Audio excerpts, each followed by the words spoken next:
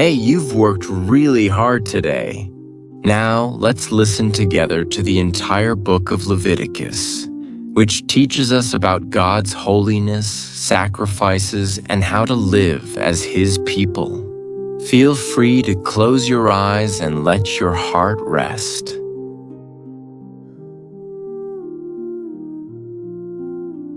Yahweh called to Moses and spoke to him out of the tent of meeting, saying, "Speak to the children of Israel and tell them, when any one of you offers an offering to Yahweh, you shall offer your offering of the livestock from the herd and from the flock.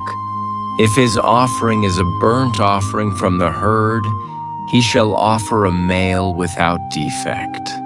He shall offer it at the door of the tent of meeting, that he may be accepted before Yahweh. He shall lay his hand on the head of the burnt offering, and it shall be accepted for him to make atonement for him. He shall kill the bull before Yahweh. Aaron's sons, the priests, shall present the blood and sprinkle the blood around on the altar that is at the door of the tent of meeting. He shall flay the burnt offering and cut it into pieces. The sons of Aaron the priest shall put fire on the altar, and lay wood in order on the fire, and Aaron's sons, the priests, shall lay the pieces, the head and the fat in order on the wood that is on the fire, which is on the altar, but its innards and its legs he shall wash with water. The priest shall burn all of it on the altar, for a burnt offering, an offering made by fire, of a pleasant aroma to Yahweh. If his offering is from the flock, from the sheep, or from the goats, for a burnt offering, he shall offer a male without defect. He shall kill it on the north side of the altar before Yahweh. Aaron's sons, the priests, shall sprinkle its blood around on the altar. He shall cut it into its pieces with its head and its fat. The priest shall lay them in order on the wood that is on the fire which is on the altar, but the innards and the legs he shall wash with water. The priest shall offer the whole and burn it on the altar. It is a burnt offering, an offering made by fire of a pleasant aroma to Yahweh. If his offering to Yahweh is a burnt offering of birds, then he shall offer his offering of turtle doves or of young pigeons.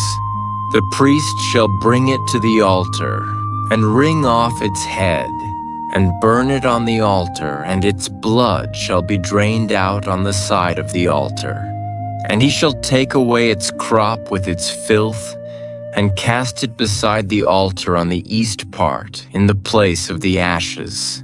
He shall tear it by its wings, but shall not divide it apart. The priest shall burn it on the altar, on the wood that is on the fire.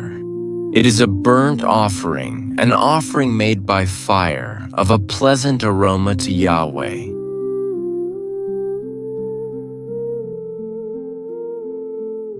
When anyone offers an offering of a meal offering to Yahweh, his offering shall be of fine flour, and he shall pour oil on it and put frankincense on it.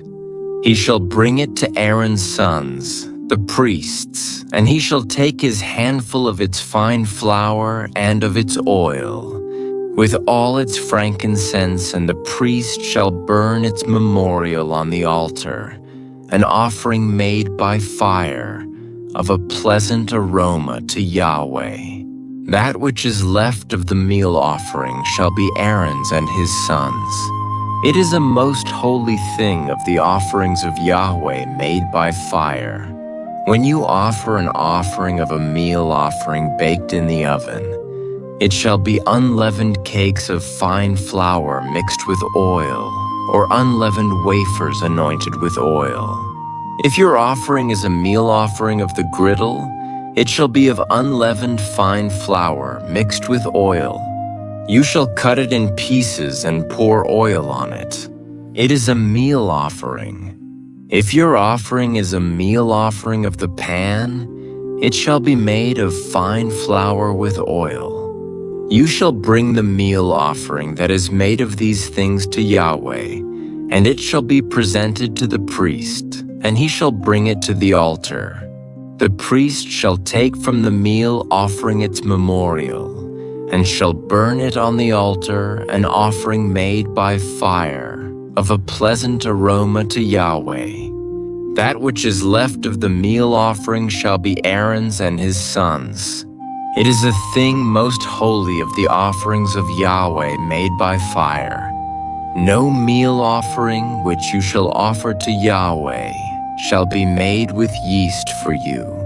Shall burn no yeast, nor any honey, as an offering made by fire to Yahweh. As an offering of first fruits you shall offer them to Yahweh, but they shall not ascend for a pleasant aroma on the altar.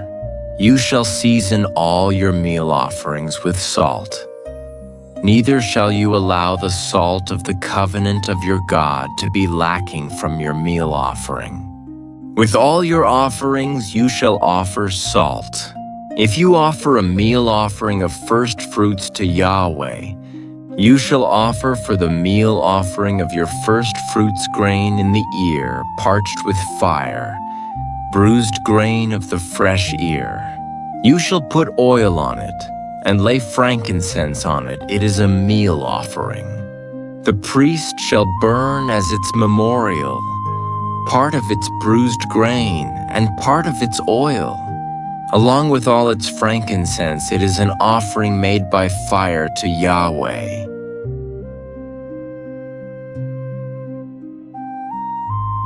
If his offering is a sacrifice of peace offerings, if he offers it from the herd, whether male or female, he shall offer it without defect before Yahweh. He shall lay his hand on the head of his offering and kill it at the door of the tent of meeting. And Aaron's sons, the priests, shall sprinkle the blood around on the altar. He shall offer of the sacrifice of peace offerings an offering made by fire to Yahweh. The fat that covers the innards, and all the fat that is on the innards, and the 2 kidneys, and the fat that is on them, which is by the loins, and the cover on the liver, with the kidneys, he shall take away. Aaron's sons shall burn it on the altar on the burnt offering, which is on the wood that is on the fire. It is an offering made by fire, of a pleasant aroma to Yahweh.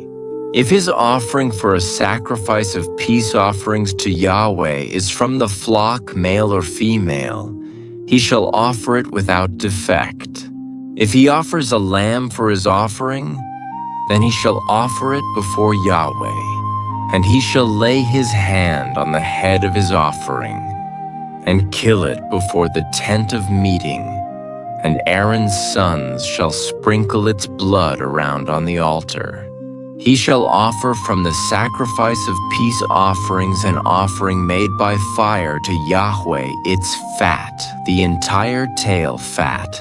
He shall take away close to the backbone and the fat that covers the inwards, and all the fat that is on the inwards, and the 2 kidneys, and the fat that is on them, which is by the loins, and the cover on the liver, with the kidneys, he shall take away. The priest shall burn it on the altar. It is the food of the offering made by fire to Yahweh. If his offering is a goat, then he shall offer it before Yahweh. And he shall lay his hand on its head, and kill it before the tent of meeting.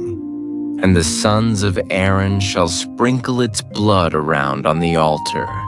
He shall offer from it as his offering, an offering made by fire to Yahweh, the fat that covers the innards, and all the fat that is on the innards, and the 2 kidneys, and the fat that is on them, which is by the loins, and the cover on the liver, with the kidneys, he shall take away.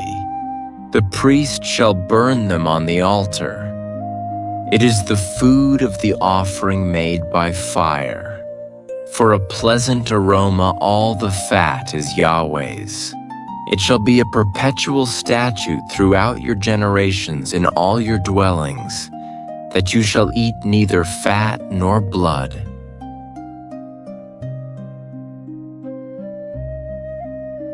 Yahweh spoke to Moses, saying, "Speak to the children of Israel, saying, if anyone sins unintentionally in any of the things which Yahweh has commanded not to be done, and does any one of them, if the anointed priest sins so as to bring guilt on the people, then let him offer for his sin which he has sinned a young bull without defect to Yahweh for a sin offering. He shall bring the bull to the door of the tent of meeting before Yahweh, and he shall lay his hand on the head of the bull and kill the bull before Yahweh. The anointed priest shall take some of the blood of the bull and bring it to the tent of meeting. The priest shall dip his finger in the blood and sprinkle some of the blood 7 times before Yahweh, before the veil of the sanctuary. The priest shall put some of the blood on the horns of the altar of sweet incense before Yahweh, which is in the tent of meeting, and he shall pour out all of rest of the blood of the bull at the base of the altar of burnt offering, which is at the door of the tent of meeting. He shall take all the fat of the bull of the sin offering off of it, the fat that covers the innards, and all the fat that is on the innards, and the 2 kidneys, and the fat that is on them, which is by the loins, and the cover on the liver. With the kidneys he shall take away, as it is taken off of the bull of the sacrifice of peace offerings. The priest shall burn them on the altar of burnt offering. The bull's skin, all its flesh, with its head and with its legs and its innards and its dung, even the whole bull, shall he carry forth outside the camp to a clean place, where the ashes are poured out, and burn it on wood with fire. Where the ashes are poured out, it shall be burned. If the whole congregation of Israel sins, and the thing is hidden from the eyes of the assembly, and they have done any of the things which Yahweh has commanded not to be done, and are guilty when the sin in which they have sinned is known, then the assembly shall offer a young bull for a sin offering and bring it before the tent of meeting. The elders of the congregation shall lay their hands on the head of the bull before Yahweh, and the bull shall be killed before Yahweh. The anointed priest shall bring of the blood of the bull to the tent of meeting, and the priest shall dip his finger in the blood and sprinkle it 7 times before Yahweh, before the veil. He shall put some of the blood on the horns of the altar which is before Yahweh, that is in the tent of meeting, and the rest of the blood he shall pour out at the base of the altar of burnt offering, which is at the door of the tent of meeting. All its fat he shall take from it, and burn it on the altar. Thus shall he do with the bull as he did with the bull of the sin offering. So shall he do with this, and the priest shall make atonement for them, and they shall be forgiven. He shall carry forth the bull outside the camp, and burn it as he burned the first bull. It is the sin offering for the assembly. When a ruler sins, and unwittingly does any one of all the things which Yahweh, his God, has commanded not to be done, and is guilty if his sin in which he has sinned is made known to him, he shall bring as his offering a goat a male without defect. He shall lay his hand on the head of the goat and kill it in the place where they killed the burnt offering before Yahweh. It is a sin offering. The priest shall take some of the blood of the sin offering with his finger and put it on the horns of the altar of burnt offering. He shall pour out the rest of its blood at the base of the altar of burnt offering. All its fat he shall burn on the altar, like the fat of the sacrifice of peace offerings. And the priest shall make atonement for him concerning his sin, and he will be forgiven. If any one of the common people sins unwittingly, in doing any of the things which Yahweh has commanded not to be done, and is guilty if his sin, which he has sinned, is made known to him, then he shall bring for his offering a goat, a female without defect, for his sin which he has sinned. He shall lay his hand on the head of the sin offering and kill the sin offering in the place of burnt offering. The priest shall take some of its blood with his finger and put it on the horns of the altar of burnt offering and the rest of its blood. He shall pour out at the base of the altar. All its fat he shall take away, like the fat is taken away from off of the sacrifice of peace offerings. And the priest shall burn it on the altar for a pleasant aroma to Yahweh. And the priest shall make atonement for him, and he will be forgiven. If he brings a lamb as his offering for a sin offering, he shall bring a female without defect. He shall lay his hand on the head of the sin offering and kill it for a sin offering in the place where they kill the burnt offering. The priest shall take some of the blood of the sin offering with his finger and put it on the horns of the altar of burnt offering. And all the rest of its blood he shall pour out at the base of the altar. All its fat he shall take away, like the fat of the lamb is taken away from the sacrifice of peace offerings. And the priest shall burn them on the altar, on the offerings of Yahweh made by fire. And the priest shall make atonement for him concerning his sin that he has sinned, and he will be forgiven.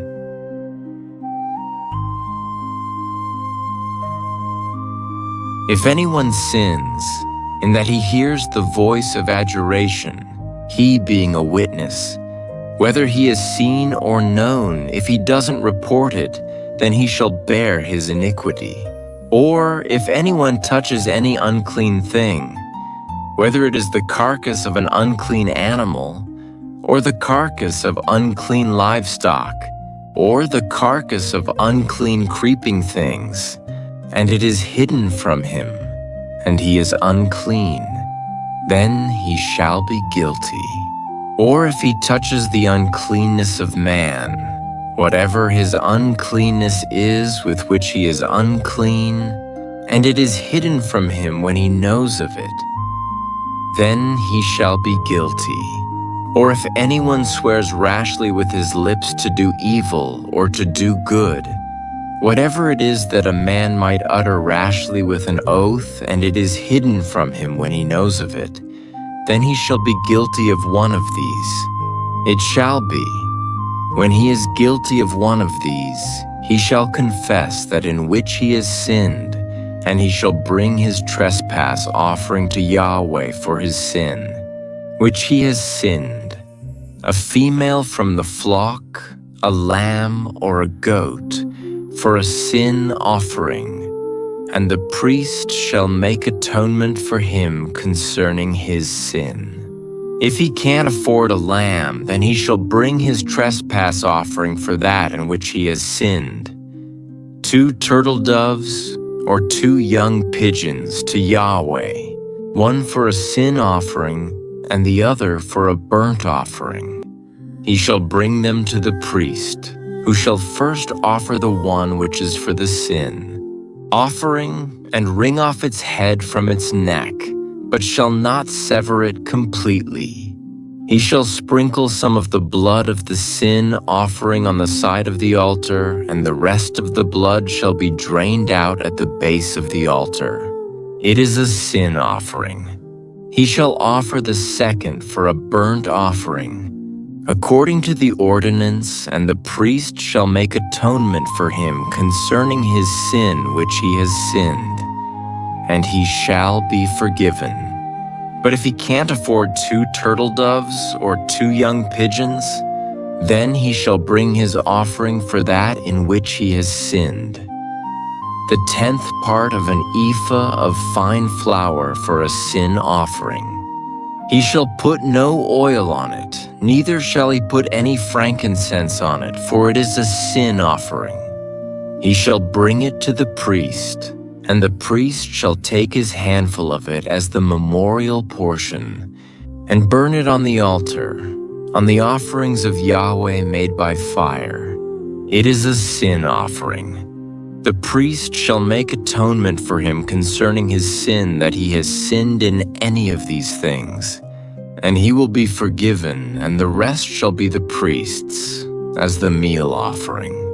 Yahweh spoke to Moses, saying, "If anyone commits a trespass and sins unwittingly in the holy things of Yahweh, then he shall bring his trespass offering to Yahweh, a ram without defect from the flock, according to your estimation in silver by shekels, after the shekel of the sanctuary for a trespass offering. He shall make restitution for that which he has done wrong in the holy thing, and shall add a 5th part to it, and give it to the priest.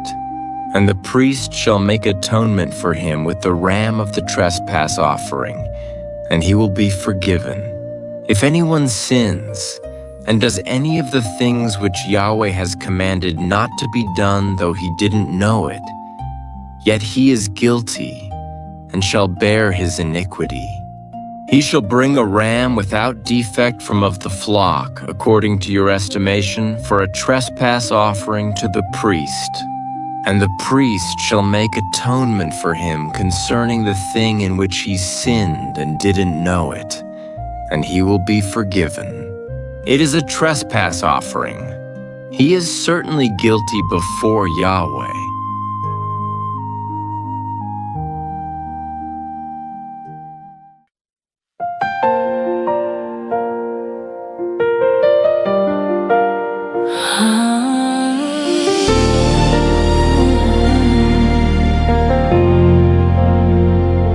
Upon the altar made of stone, I lay my heart, not flesh alone.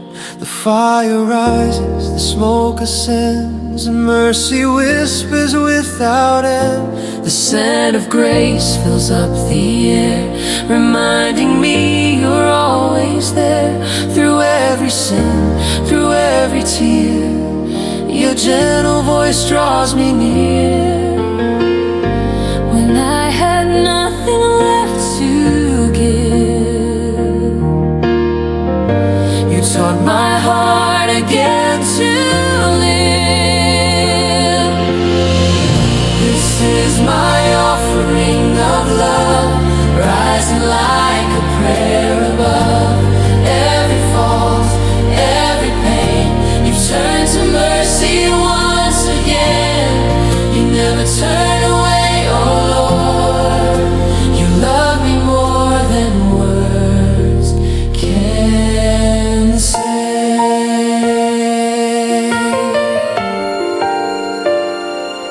Ashes fall, yet hope remains. Through every failure, freedom reigns. You see the heart, not what I bring. You call me child, you call me king. In the silence of the flame, you write forgiveness on my name. Every sacrifice of old, you spoke a story yet untold, of a love that never fades, of a heart that always stays. From the cross to the temple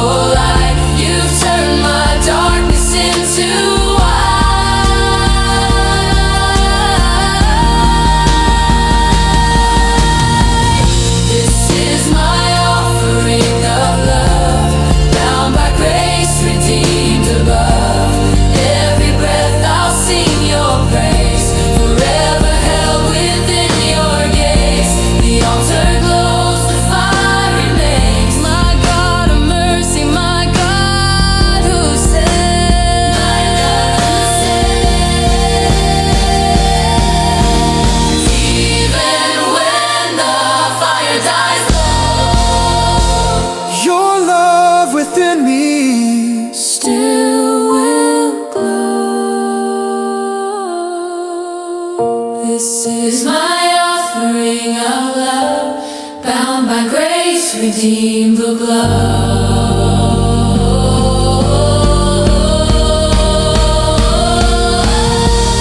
This is my offering of love. By grace redeemed above. Every breath I'll sing your praise, forever held within your gaze.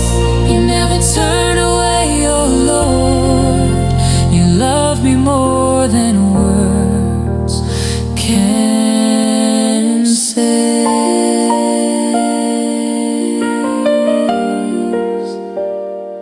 Even when the fire dies low, your love within me still will glow.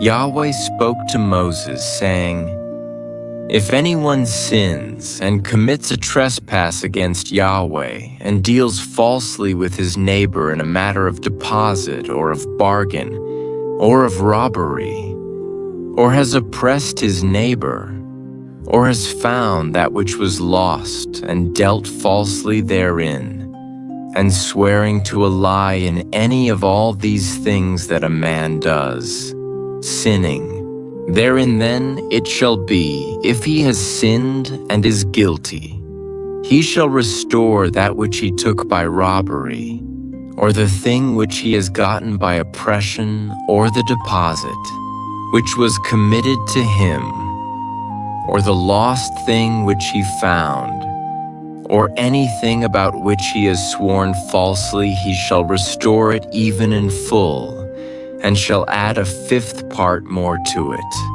To him to whom it belongs he shall give it, in the day of his being found guilty. He shall bring his trespass offering to Yahweh, a ram without defect from the flock, according to your estimation, for a trespass offering to the priest. The priest shall make atonement for him before Yahweh, and he will be forgiven concerning whatever he does to become guilty. Yahweh spoke to Moses, saying, "Command Aaron and his sons, saying, This is the law of the burnt. Offering the burnt offering shall be on the hearth on the altar all night until the morning, and the fire of the altar shall be kept burning on it. The priest shall put on his linen garment, and he shall put on his linen breeches upon his body, and he shall remove the ashes from where the fire has consumed the burnt offering on the altar, and he shall put them beside the altar. He shall take off his garments and put on other garments, and carry the ashes outside the camp to a clean place. The fire on the altar shall be kept burning on it. It shall not go out, and the priest shall burn wood on it every morning. And he shall lay the burnt offering in order upon it, and shall burn on it the fat of the peace offerings. Fire shall be kept burning on the altar continually, it shall not go out. This is the law of the meal offering. The sons of Aaron shall offer it before Yahweh before the altar. He shall take from there his handful of the fine flour of the meal offering, and of its oil, and all the frankincense which is on the meal offering, and shall burn it on the altar for a pleasant aroma, as its memorial to Yahweh. That which is left of it Aaron and his sons shall eat. It shall be eaten without yeast in a holy place. They shall eat it in the court of the tent of meeting. It shall not be baked with yeast. I have given it as their portion of my offerings made by fire. It is most holy, as the sin offering and as the trespass offering. Every male among the children of Aaron shall eat of it, as their portion forever throughout your generations, from the offerings of Yahweh made by fire. Whoever touches them shall be holy. Yahweh spoke to Moses, saying, This is the offering of Aaron and of his sons, which they shall offer to Yahweh in the day when he is anointed the 10th part of an ephah of fine flour, for a meal offering perpetually, half of it in the morning and half of it in the evening. It shall be made with oil in a griddle. When it is soaked, you shall bring it in. You shall offer the meal offering in baked pieces for a pleasant aroma to Yahweh. The anointed priest that will be in his place from among his sons shall offer it. By a statute forever it shall be wholly burnt to Yahweh. Every meal offering of a priest shall be wholly burned. It shall not be eaten. Yahweh spoke to Moses, saying, "Speak to Aaron and to his sons, saying, This is the law of the sin offering in the place where the burnt offering is killed. The sin offering shall be killed before Yahweh. It is most holy. The priest who offers it for sin shall eat it. It shall be eaten in a holy place, in the court of the tent of meeting. Whatever shall touch its flesh shall be holy. When there is any of its blood sprinkled on a garment, you shall wash that on which it was sprinkled in a holy place. But the earthen vessel in which it is boiled shall be broken, and if it is boiled in a bronze vessel, it shall be scoured and rinsed in water. Every male among the priests shall eat of it. It is most holy. No sin offering, of which any of the blood is brought into the tent of meeting to make atonement in the holy place, shall be eaten. It shall be burned with fire.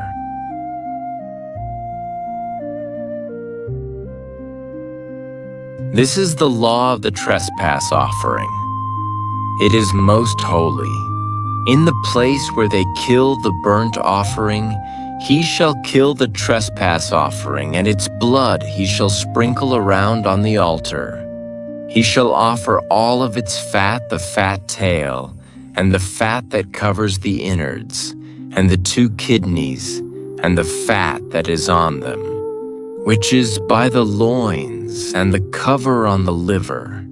With the kidneys shall he take away, and the priest shall burn them on the altar for an offering made by fire to Yahweh. It is a trespass offering. Every male among the priests may eat of it. It shall be eaten in a holy place.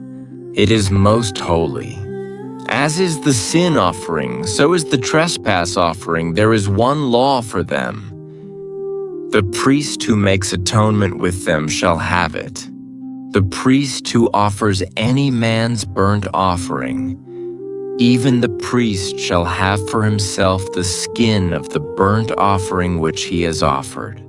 Every meal offering that is baked in the oven, and all that is dressed in the pan and on the griddle, shall be the priest's who offers it. Every meal offering mixed with oil or dry belongs to all the sons of Aaron, one as well as another. This is the law of the sacrifice of peace offerings, which one shall offer to Yahweh. If he offers it for a thanksgiving, then he shall offer with the sacrifice of thanksgiving unleavened cakes mixed with oil, and unleavened wafers anointed with oil, and cakes mixed with oil. With cakes of leavened bread he shall offer his offering with the sacrifice of his peace offerings for thanksgiving.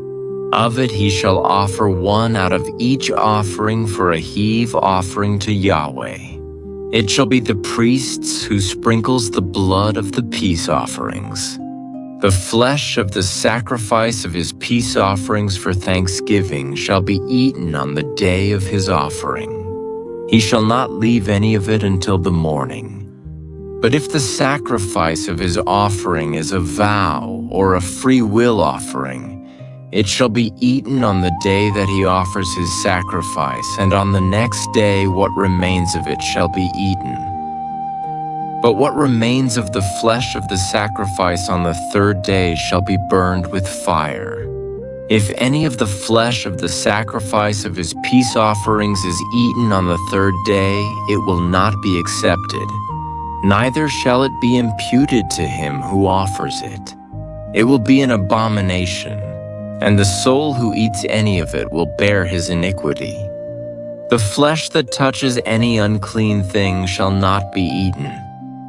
It shall be burned with fire. As for the flesh, everyone who is clean may eat it, but the soul, who eats of the flesh of the sacrifice of peace offerings, that belongs to Yahweh, having his uncleanness on him, that soul shall be cut off from his people.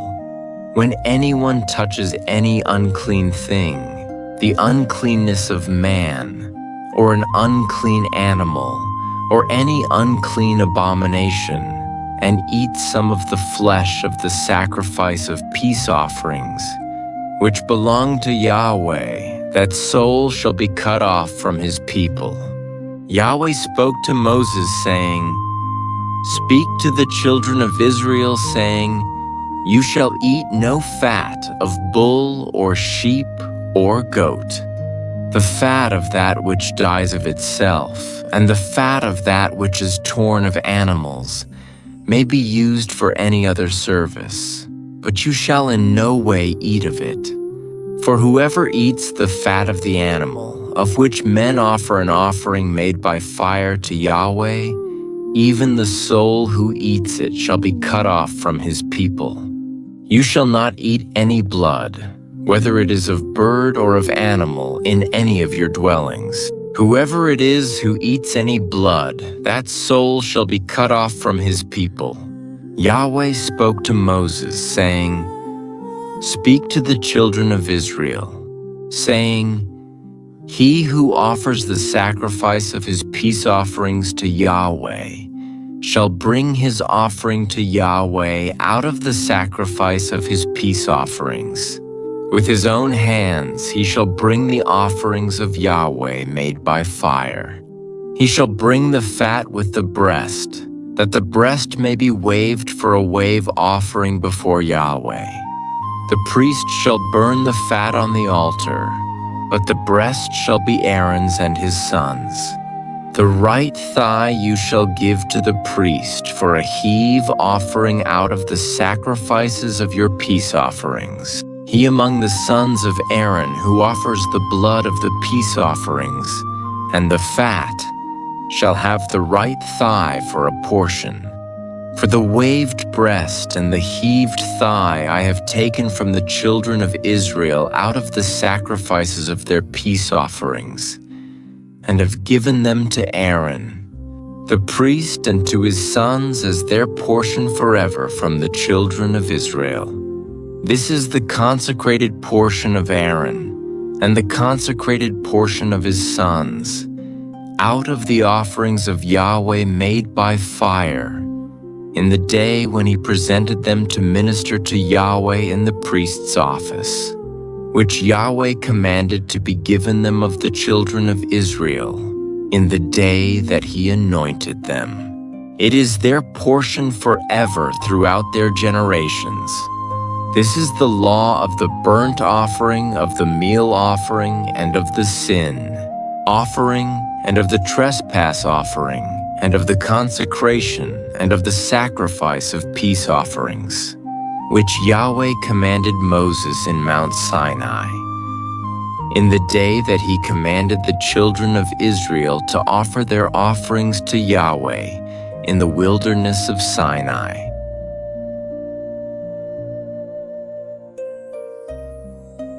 Yahweh spoke to Moses, saying, "Take Aaron and his sons with him, and the garments, and the anointing oil, and the bull of the sin offering, and the 2 rams, and the basket of unleavened bread, and assemble all the congregation at the door of the tent of meeting." Moses did as Yahweh commanded him, and the congregation was assembled at the door of the tent of meeting. Moses said to the congregation, "This is the thing which Yahweh has commanded to be done. Moses brought Aaron and his sons and washed them with water. He put the coat on him, tied the sash on him, clothed him with the robe, put the ephod on him, and he tied the skillfully woven band of the ephod on him, and fastened it to him with it. He placed the breastplate on him, and in the breastplate he put the Urim and the Thummim. He set the turban on his head, and on the turban, in front, he set the golden plate, the holy crown, as Yahweh commanded Moses. Moses took the anointing oil and anointed the tabernacle and all that was in it, and sanctified them. He sprinkled it on the altar 7 times, and anointed the altar and all its vessels and the basin and its base to sanctify them. He poured some of the anointing oil on Aaron's head and anointed him to sanctify him. Moses brought Aaron's sons and clothed them with coats and tied sashes on them and put headbands on them as Yahweh commanded Moses. He brought the bull of the sin offering, and Aaron and his sons laid their hands on the head of the bull of the sin offering.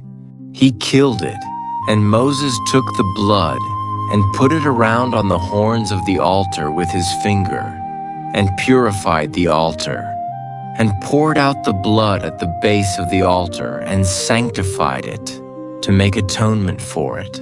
He took all the fat that was on the innards, and the cover of the liver, and the 2 kidneys, and their fat, and Moses burned it on the altar. But the bull, and its skin, and its flesh, and its dung, he burned with fire outside the camp as Yahweh commanded Moses. He presented the ram of the burnt offering, and Aaron and his sons laid their hands on the head of the ram.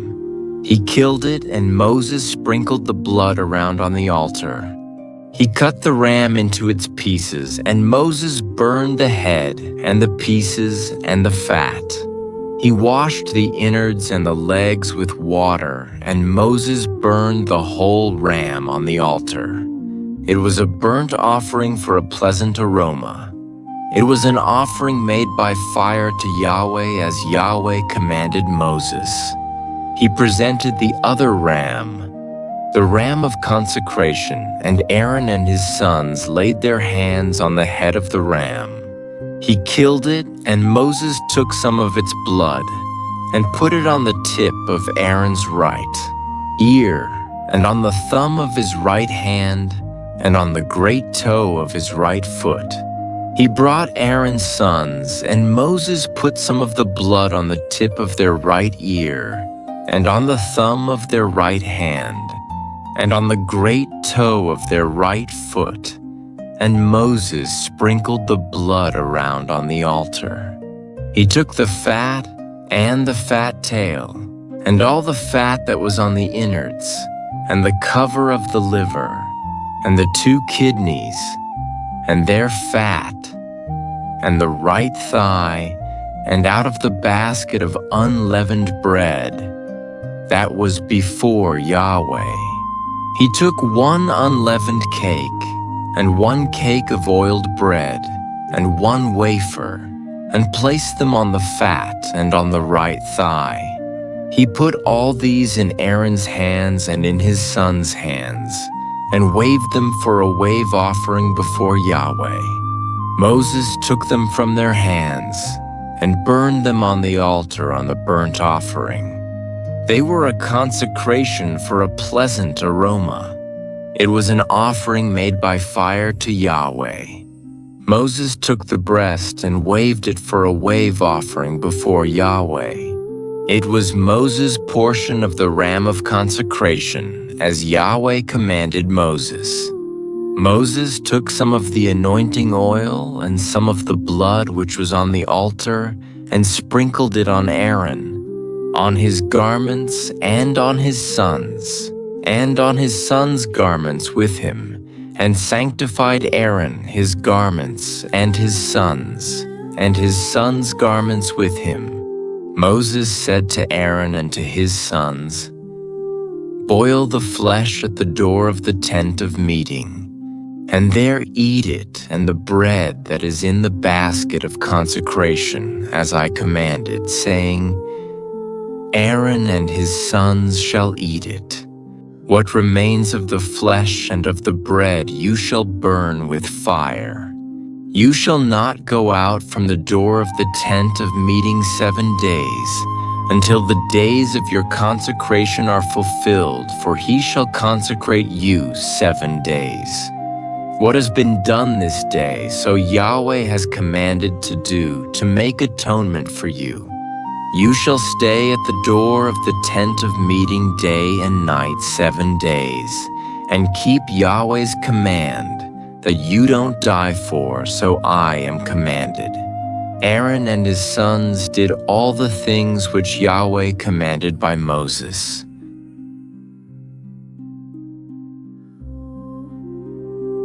On the 8th day, Moses called Aaron and his sons, and the elders of Israel, and he said to Aaron, "Take a calf from the herd for a sin offering, and a ram for a burnt offering without defect, and offer them before Yahweh.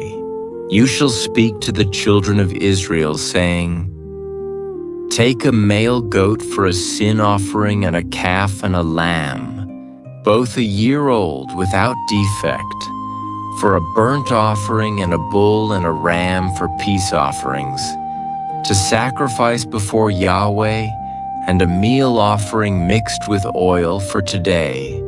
Yahweh appears to you." They brought what Moses commanded before the tent of meeting, and all the congregation drew near and stood before Yahweh. Moses said, "This is the thing which Yahweh commanded that you should do, and the glory of Yahweh shall appear to you." Moses said to Aaron, "Draw near to the altar and offer your sin offering and your burnt offering, and make atonement for yourself and for the people, and offer the offering of the people, and make atonement for them as Yahweh commanded." So Aaron drew near to the altar and killed the calf of the sin offering, which was for himself. The sons of Aaron presented the blood to him, and he dipped his finger in the blood and put it on the horns of the altar, and poured out the blood at the base of the altar. But the fat and the kidneys and the cover from the liver of the sin offering he burned upon the altar as Yahweh commanded Moses. The flesh and the skin he burned with fire outside the camp. He killed the burnt offering, and Aaron's sons delivered the blood to him, and he sprinkled it around on the altar. They delivered the burnt offering to him piece by piece, and the head, and he burned them upon the altar. He washed the innards and the legs, and burned them on the burnt offering on the altar. He presented the people's offering, and took the goat of the sin offering which was for the people, and killed it, and offered it for sin, like the first. He presented the burnt offering, and offered it according to the ordinance. He presented the meal offering, and filled his hand from there, and burned it upon the altar, besides the burnt offering of the morning. He also killed the bull and the ram, the sacrifice of peace offerings, which was for the people, and Aaron's sons delivered to him the blood, which he sprinkled around on the altar, and the fat of the bull and of the ram, the fat tail, and that which covers the innards and the kidneys, and the cover of the liver. And they put the fat upon the breasts, and he burned the fat on the altar, and the breasts and the right thigh. Aaron waved for a wave offering before Yahweh, as Moses commanded.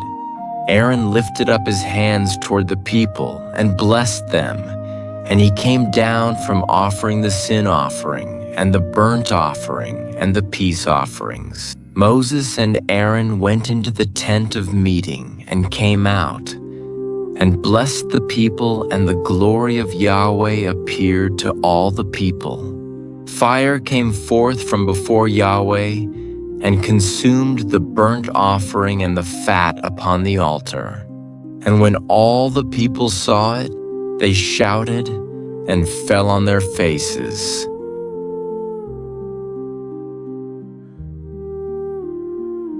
Nadab and Abihu, the sons of Aaron, each took his censer and put fire in it and laid incense on it, and offered strange fire before Yahweh, which he had not commanded them.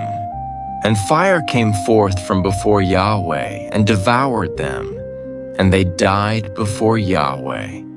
Then Moses said to Aaron, "This is what Yahweh spoke of, saying, I will show myself holy to those who come near me, and before all the people I will be glorified." Aaron held his peace. Moses called Mishael and Elzaphan, the sons of Uzziel, the uncle of Aaron, and said to them, "Draw near, carry your brothers from before the sanctuary out of the camp." So they drew near and carried them in their coats out of the camp, as Moses had said. Moses said to Aaron and to Eleazar and to Ithamar his sons, "Don't let the hair of your heads go loose, neither tear your clothes that you don't die, and that he not be angry with all the congregation. But let your brothers, the whole house of Israel, bewail the burning which Yahweh has kindled. You shall not go out from the door of the tent of meeting, lest you die, for the anointing oil of Yahweh is on you." They did according to the word of Moses. Yahweh spoke to Aaron, saying, "Drink no wine nor strong drink, you nor your sons with you, when you go into the tent of meeting, that you not die. It shall be a statute forever throughout your generations, and that you are to make a distinction between the holy and the common, and between the unclean and the clean, and that you are to teach the children of Israel all the statutes which Yahweh has spoken to them by Moses." Moses spoke to Aaron and to Eleazar and to Ithamar, his sons who were left, "Take the meal, offering that remains of the offerings of Yahweh made by fire, and eat it without yeast beside the altar, for it is most holy, and you shall eat it in a holy place, because it is your portion and your son's portion of the offerings of Yahweh made by fire, for so I am commanded. The waved breast and the heaved thigh you shall eat in a clean place. You and your sons and your daughters with you, for they are given as your portion and your son's portion, out of the sacrifices of the peace offerings of the children of Israel. The heaved thigh and the waved breast they shall bring with the offerings made by fire of the fat, to wave it for a wave offering before Yahweh. And it shall be yours and your sons with you, as a portion forever, as Yahweh has commanded. Moses diligently inquired about the goat of the sin offering, and, behold, it was burned, and he was angry with Eleazar and with Ithamar, the sons of Aaron, who were left, saying, "Why haven't you eaten the sin offering in the place of the sanctuary, since it is most holy? And he has given it you to bear the iniquity of the congregation, to make atonement for them before Yahweh?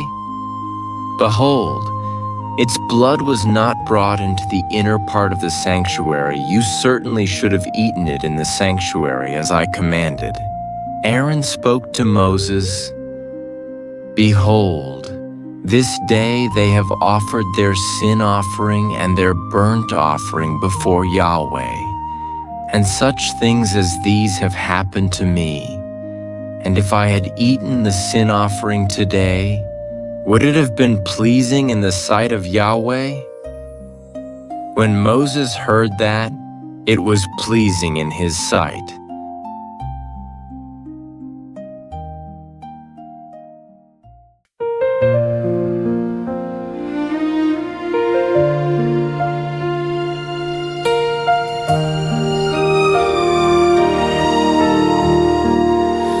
Fire burns through endless night, a holy glow that never dies.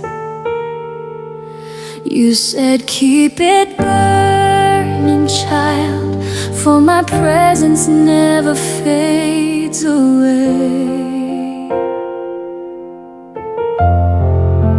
The ashes fall, but grace remains. Your mercy shines through every flame. Even when I fail to see, your love restores the fire in me. You call my name in gentle voice. Through smoke and tears I made my choice. The fire that never sleeps, your love forever keeps. In sacrifice and broken heart, you mend the pieces torn apart. You whisper, child, draw near. I feel you always here. Every morning new grace flows. In my weakness your power shows. You cleanse my soul with holy flame and call me once again by name.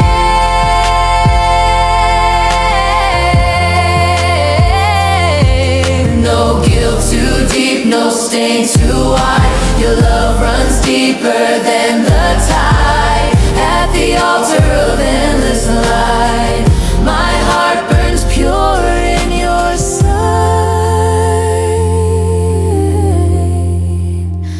Even when darkness covers me, you light the way that sets me free. You never turn away your face. You fill my soul with holy grace. The fire that never sleeps still burns within my heart. Through the ashes and the years, your mercy never departs. I'll keep it burning true. For all I am is you.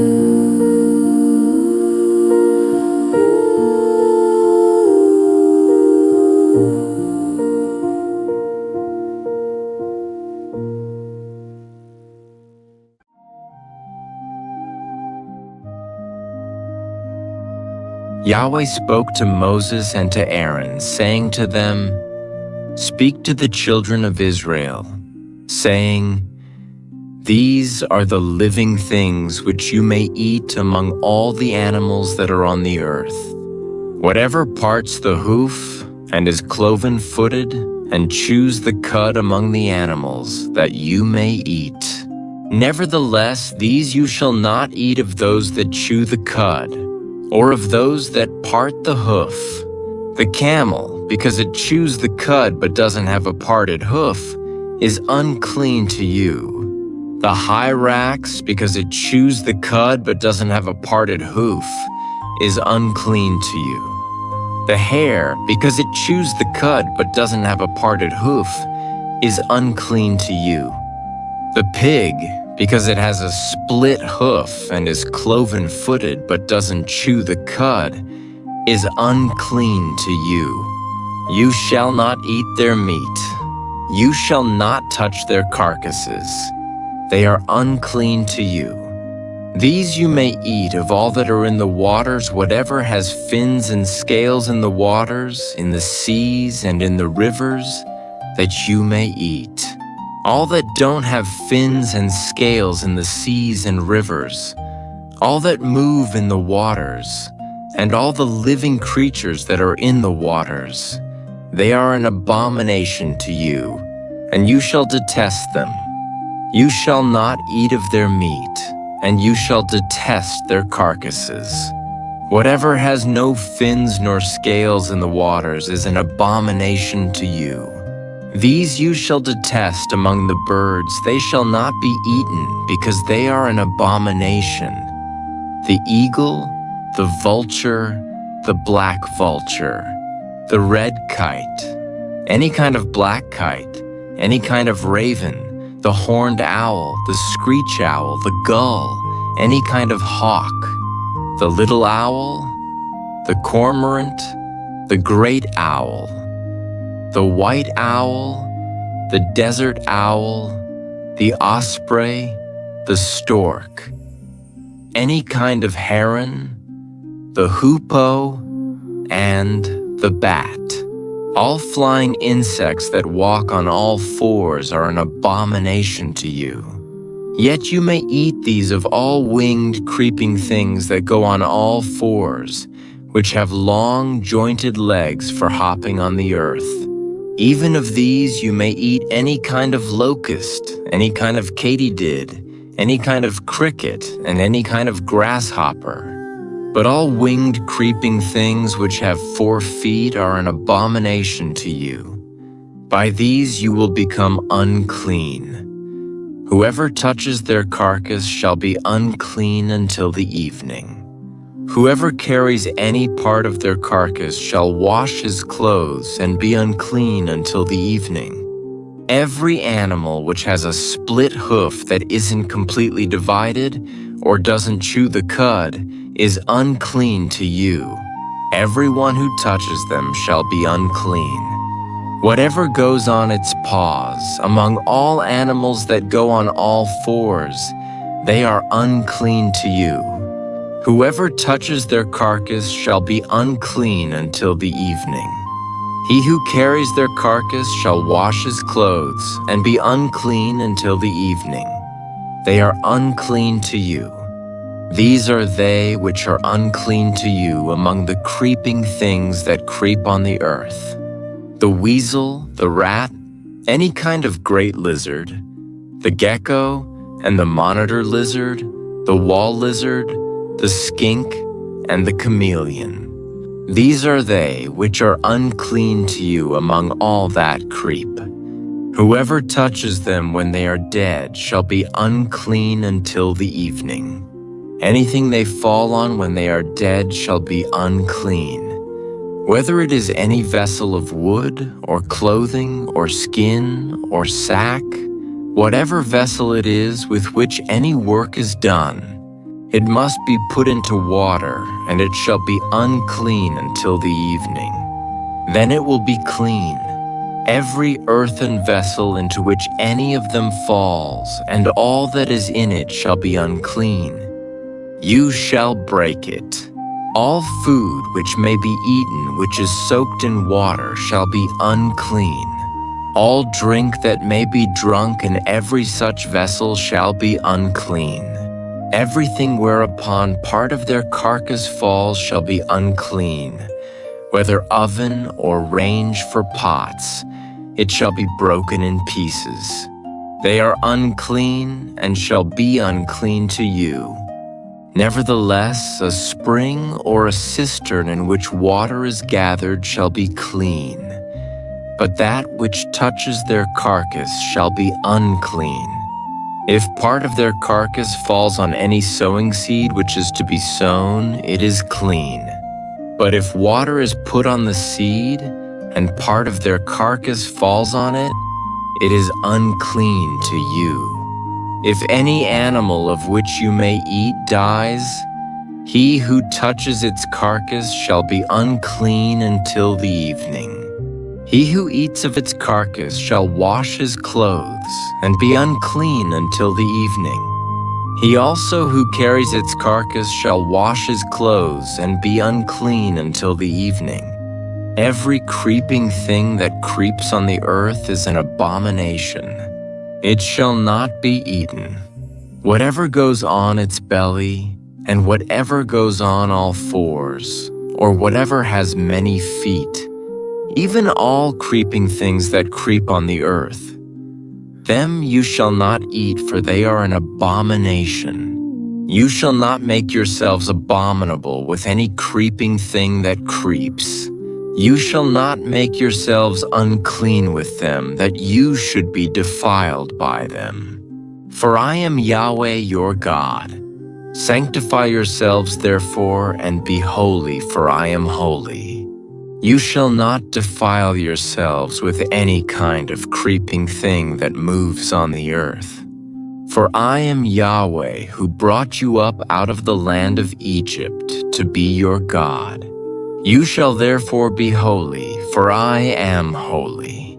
This is the law of the animal, and of the bird, and of every living creature that moves in the waters, and of every creature that creeps on the earth, to make a distinction between the unclean and the clean, and between the living thing that may be eaten and the living thing that may not be eaten.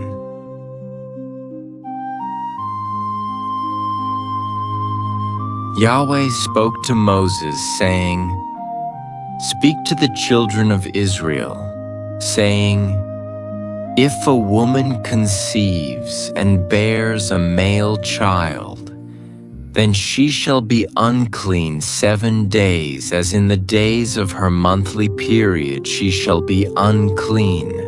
In the 8th day the flesh of his foreskin shall be circumcised. She shall continue in the blood of purification 33 days. She shall not touch any holy thing, nor come into the sanctuary until the days of her purifying are completed. But if she bears a female child, then she shall be unclean 2 weeks, as in her period, and she shall continue in the blood of purification 66 days. When the days of her purification are completed for a son or for a daughter, she shall bring to the priest at the door of the tent of meeting a year-old lamb for a burnt offering, and a young pigeon or a turtle dove for a sin offering. He shall offer it before Yahweh, and make atonement for her, and she shall be cleansed from the fountain of her blood. This is the law for her who bears, whether a male or a female. If she cannot afford a lamb, then she shall take 2 turtle doves or 2 young pigeons, the one for a burnt offering, and the other for a sin offering. The priest shall make atonement for her, and she shall be clean.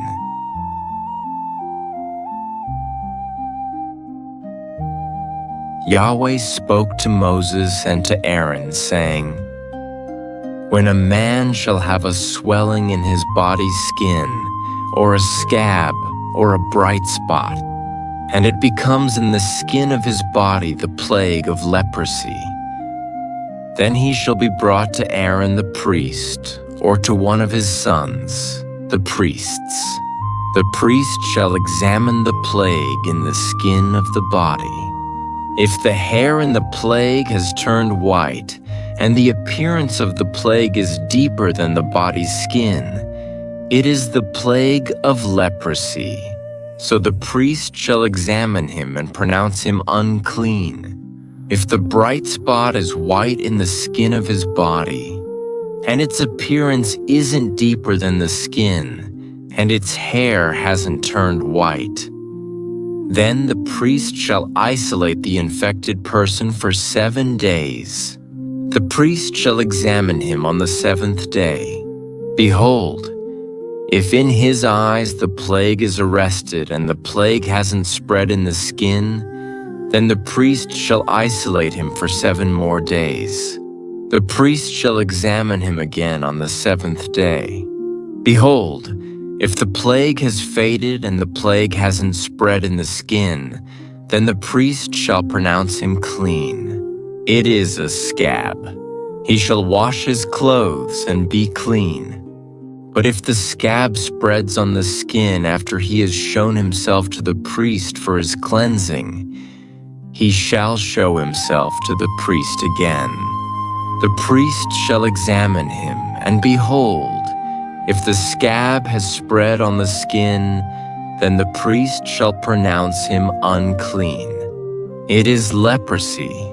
When the plague of leprosy is in a man, then he shall be brought to the priest, and the priest shall examine him. Behold, if there is a white swelling in the skin, and it has turned the hair white, and there is raw flesh in the swelling, it is a chronic leprosy in the skin of his body, and the priest shall pronounce him unclean. He shall not isolate him, for he is already unclean.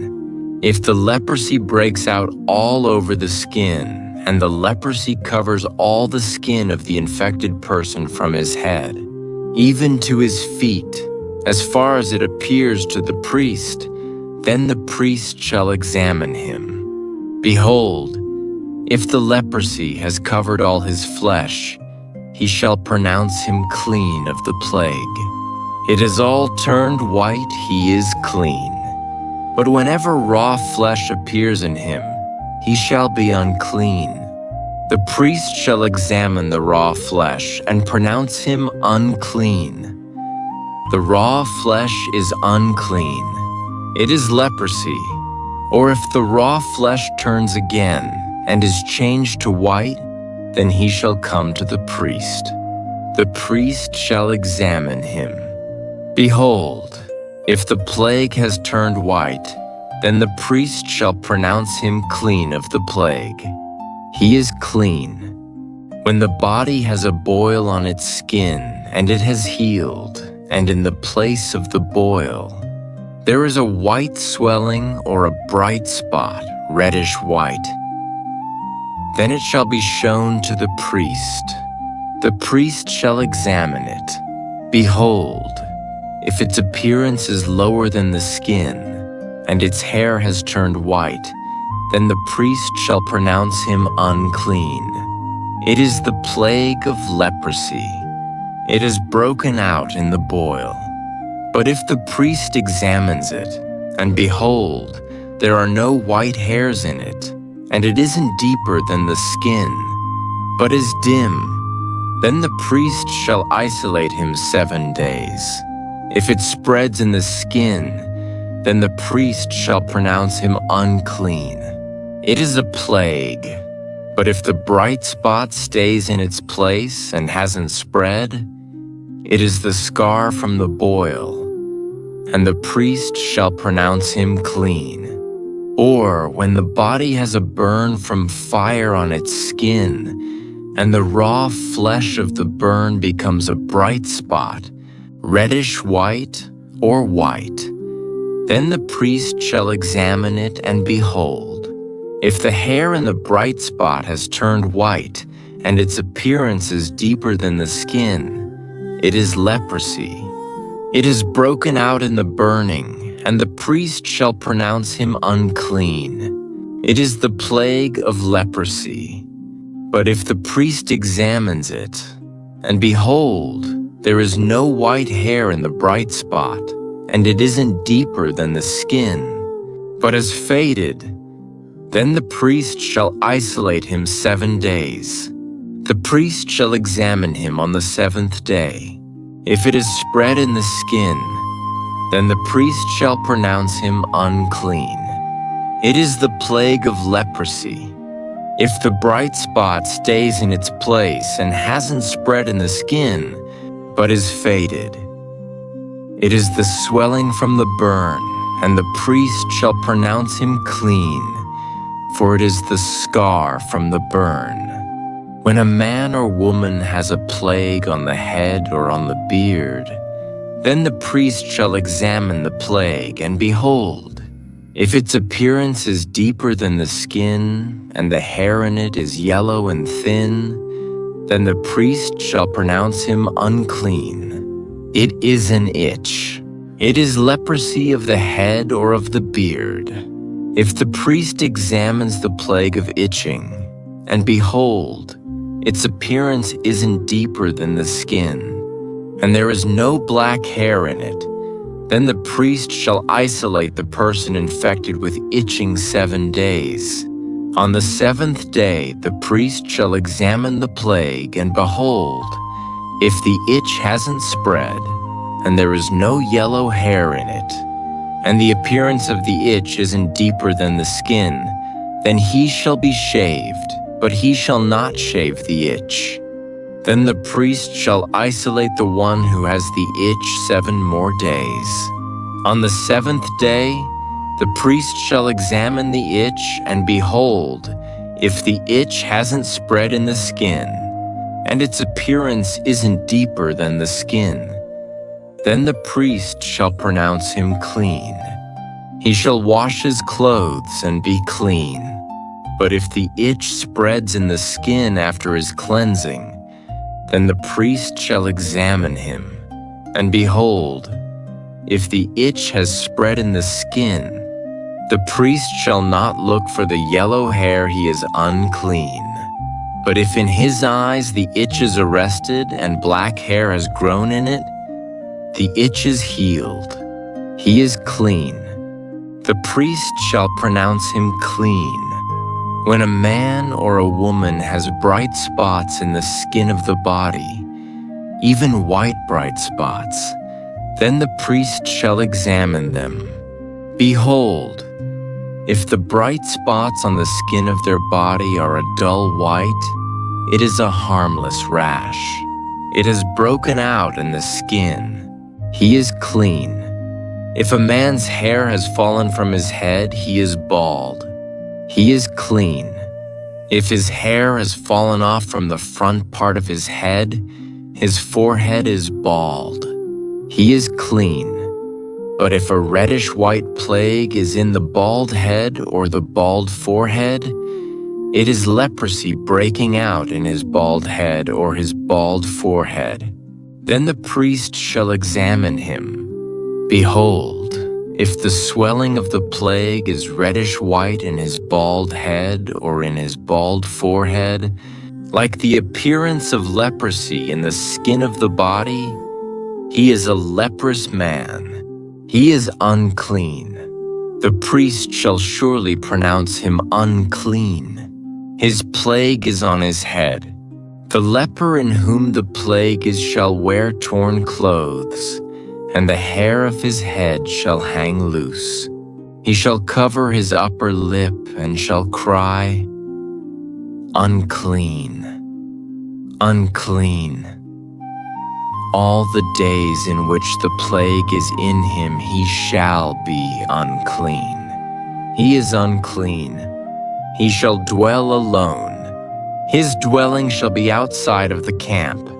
The garment also that the plague of leprosy is in, whether it is a woolen garment or a linen garment, whether it is in warp or woof of linen or of wool, whether in leather or in anything made of leather, if the plague is greenish or reddish in the garment, or in the leather, or in the warp, or in the woof, or in anything made of leather, it is the plague of leprosy, and shall be shown to the priest.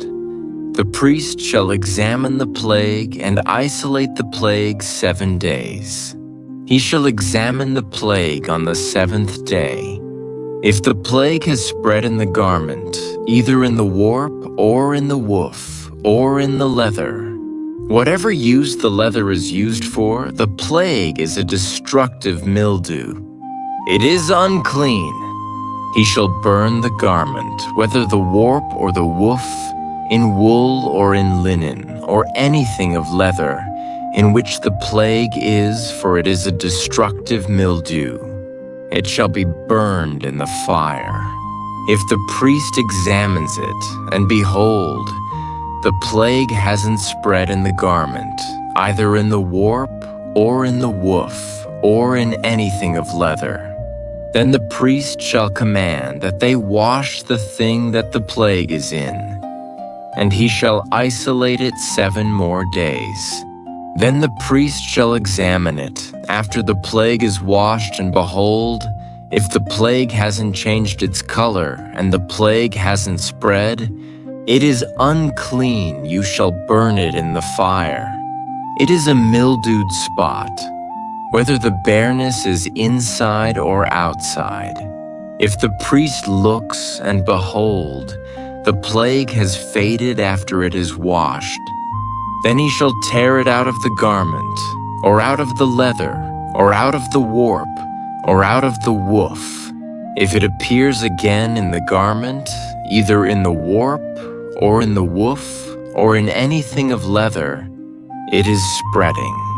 You shall burn what the plague is in with fire, the garment, either the warp, or the woof, or whatever thing of leather it is, which you shall wash, if the plague has departed from them. Then it shall be washed the 2nd time, and it will be clean.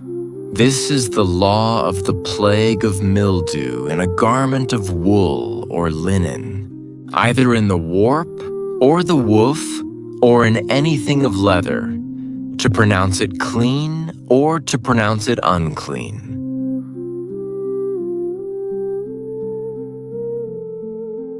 Yahweh spoke to Moses, saying, This shall be the law of the leper in the day of his cleansing.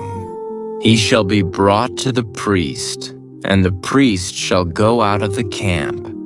The priest shall examine him. Behold, if the plague of leprosy is healed in the leper, then the priest shall command them to take for him who is to be cleansed 2 living clean birds, cedar wood, scarlet, and hyssop. The priest shall command them to kill one of the birds in an earthen vessel over running water. As for the living bird, he shall take it, the cedar wood, the scarlet, and the hyssop, and shall dip them and the living bird in the blood of the bird that was killed over the running water. He shall sprinkle on him who is to be cleansed from the leprosy 7 times, and shall pronounce him clean, and shall let the living bird go into the open field. He who is to be cleansed shall wash his clothes, and shave off all his hair, and bathe himself in water, and he shall be clean. After that he shall come into the camp, but shall dwell outside his tent 7 days. It shall be on the 7th day that he shall shave all his hair off his head, and his beard, and his eyebrows. He shall shave off all his hair. He shall wash his clothes, and he shall bathe his body in water. Then he shall be clean. On the 8th day he shall take 2 male lambs without defect, 1 ewe lamb a year old without defect, 3/10 of an ephah of fine flour for a meal offering mixed with oil, and 1 log of oil. The priest who cleanses him shall set the man who is to be cleansed, and those things before Yahweh at the door of the tent of meeting. The priest shall take 1 of the male lambs, and offer him for a trespass offering with the log of oil, and wave them for a wave offering before Yahweh. He shall kill the male lamb in the place where they kill the sin offering and the burnt offering, in the place of the sanctuary. For as the sin offering is the priest's, so is the trespass offering. It is most holy. The priest shall take some of the blood of the trespass offering, and the priest shall put it on the tip of the right ear of him who is to be cleansed, and on the thumb of his right hand, and on the big toe of his right foot. The priest shall take some of the log of oil and pour it into the palm of his own left hand. The priest shall dip his right finger in the oil that is in his left hand, and shall sprinkle some of the oil with his finger 7 times before Yahweh. The priest shall put some of the rest of the oil that is in his hand on the tip of the right ear of him who is to be cleansed, and on the thumb of his right hand, and on the big toe of his right foot, upon the blood of the trespass offering. The rest of the oil that is in the priest's hand he shall put on the head of him who is to be cleansed, and the priest shall make atonement for him before Yahweh. The priest shall offer the sin offering, and make atonement for him who is to be cleansed because of his uncleanness. Afterward he shall kill the burnt offering, and the priest shall offer the burnt offering and the meal offering on the altar. The priest shall make atonement for him, and he shall be clean. If he is poor and can't afford so much, then he shall take 1 male lamb for a trespass, offering to be waived, to make atonement for him, and 1/10 of an ephah of fine flour mixed with oil for a meal offering, and a log of oil and 2 turtle doves, or 2 young pigeons, such as he is able to afford, and the one shall be a sin offering, and the other a burnt offering. On the 8th day he shall bring them for his cleansing to the priest, to the door of the tent of meeting, before Yahweh. The priest shall take the lamb of the trespass offering and the log of oil, and the priest shall wave them for a wave offering before Yahweh. He shall kill the lamb of the trespass offering. The priest shall take some of the blood of the trespass offering and put it on the tip of the right ear of him who is to be cleansed, and on the thumb of his right hand, and on the big toe of his right foot. The priest shall pour some of the oil into the palm of his own left hand, and the priest shall sprinkle with his right finger some of the oil that is in his left hand 7 times before Yahweh. Then the priest shall put some of the oil that is in his hand on the tip of the right ear of him who is to be cleansed, and on the thumb of his right hand, and on the big toe of his right foot, on the place of the blood of the trespass offering. The rest of the oil that is in the priest's hand he shall put on the head of him who is to be cleansed, to make atonement for him before Yahweh. He shall offer 1 of the turtle doves, or of the young pigeons, whichever he is able to afford, even such as he is able to afford, the one for a sin offering, and the other for a burnt offering, with the meal offering. The priest shall make atonement for him who is to be cleansed before Yahweh. This is the law for him in whom is the plague of leprosy, who is not able to afford the sacrifice for his cleansing. Yahweh spoke to Moses and to Aaron, saying, "When you have come into the land of Canaan, which I give to you for a possession, and I put a spreading mildew in a house in the land of your possession, then he who owns the house shall come and tell the priest, saying, 'There seems to me to be some sort of plague in the house.' The priest shall command that they empty the house before the priest goes in to examine the plague, that all that is in the house not be made unclean. Afterward, the priest shall go in to inspect the house. He shall examine the plague, and behold, if the plague is in the walls of the house with hollow streaks, greenish or reddish, and it appears to be deeper than the wall, Then the priest shall go out of the house to the door of the house, and shut up the house 7 days. The priest shall come again on the 7th day and look. If the plague has spread in the walls of the house, then the priest shall command that they take out the stones in which is the plague, and cast them into an unclean place outside of the city. He shall cause the inside of the house to be scraped all over. They shall pour out the mortar that they scraped off outside of the city into an unclean place. They shall take other stones and put them in the place of those stones, and he shall take other mortar and shall plaster the house. If the plague comes again and breaks out in the house after he has taken out the stones, and after he has scraped the house, and after it was plastered, then the priest shall come in and look, and behold, if the plague has spread in the house, it is a destructive mildew in the house. It is unclean. He shall break down the house, its stones and its timber, and all the house's mortar.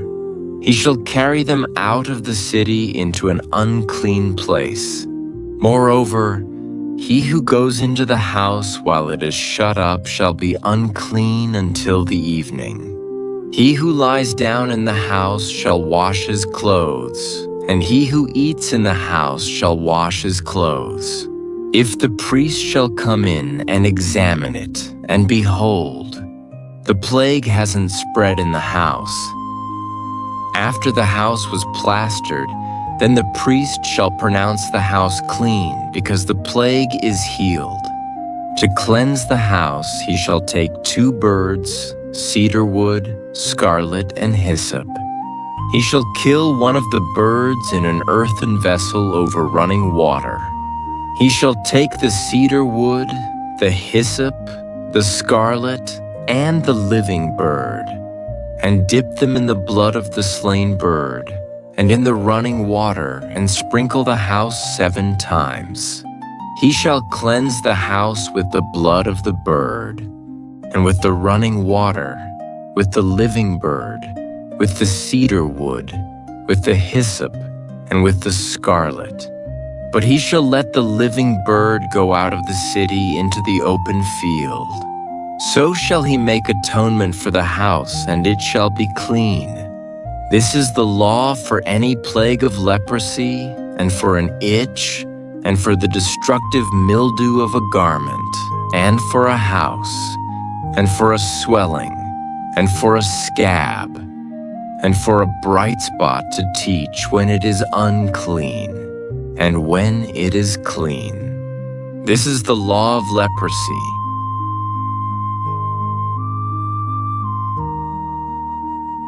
Yahweh spoke to Moses and to Aaron, saying, "Speak to the children of Israel and tell them, when any man has a discharge from his body, because of his discharge he is unclean. This shall be his uncleanness in his discharge, whether his body runs with his discharge or his body has stopped from his discharge, it is his uncleanness.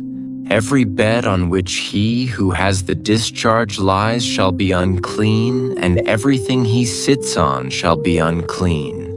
Whoever touches his bed shall wash his clothes, and bathe himself in water, and be unclean until the evening.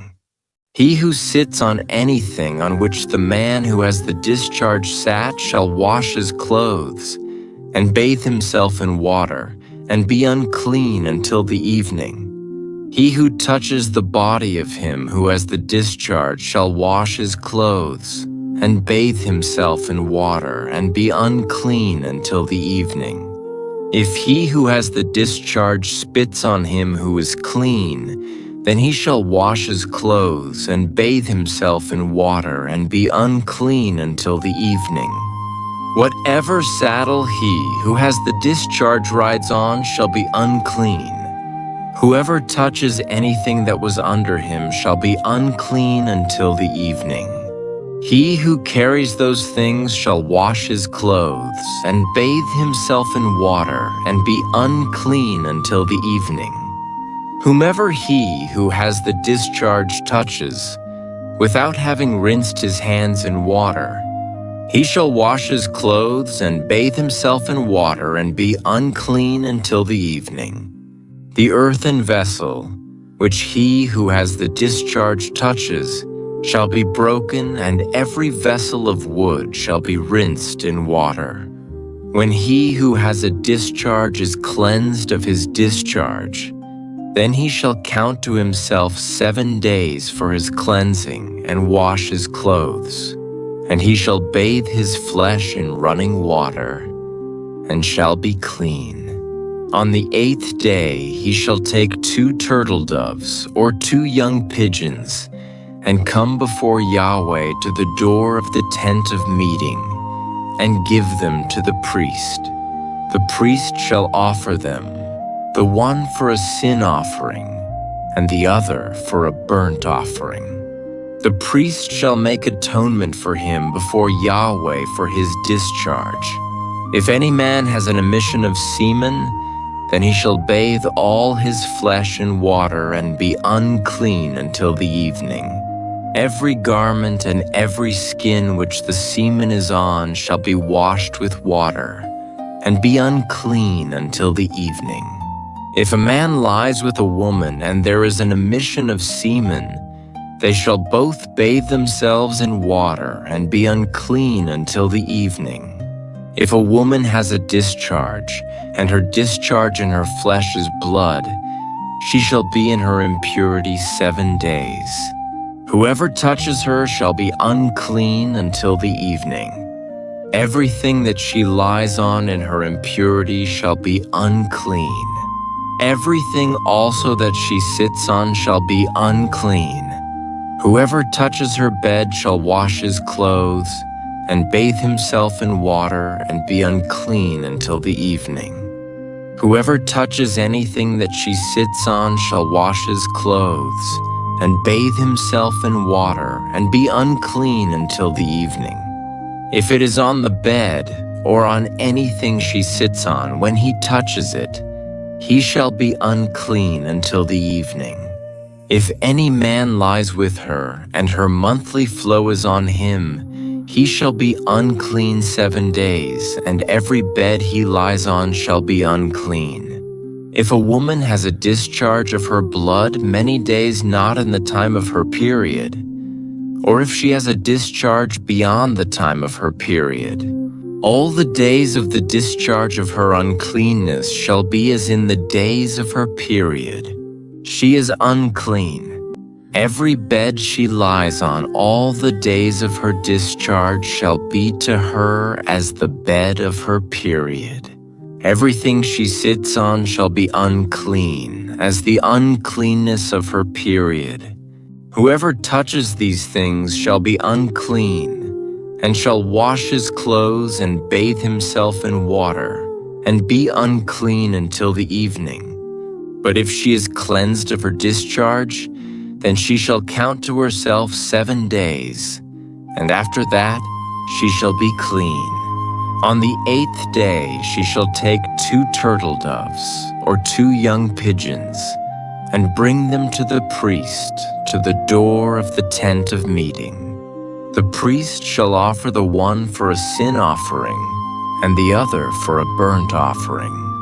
And the priest shall make atonement for her before Yahweh for the uncleanness of her discharge.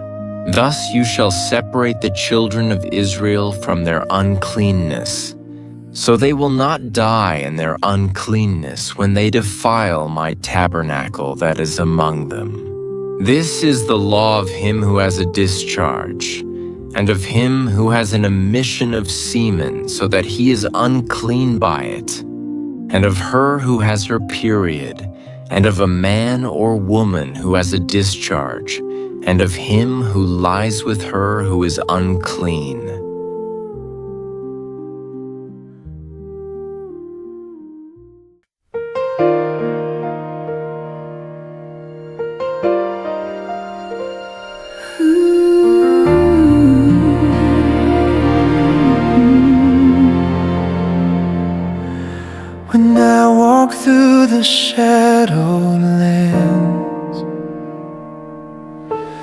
dust clung to my trembling hands, my soul unclean, my spirit torn.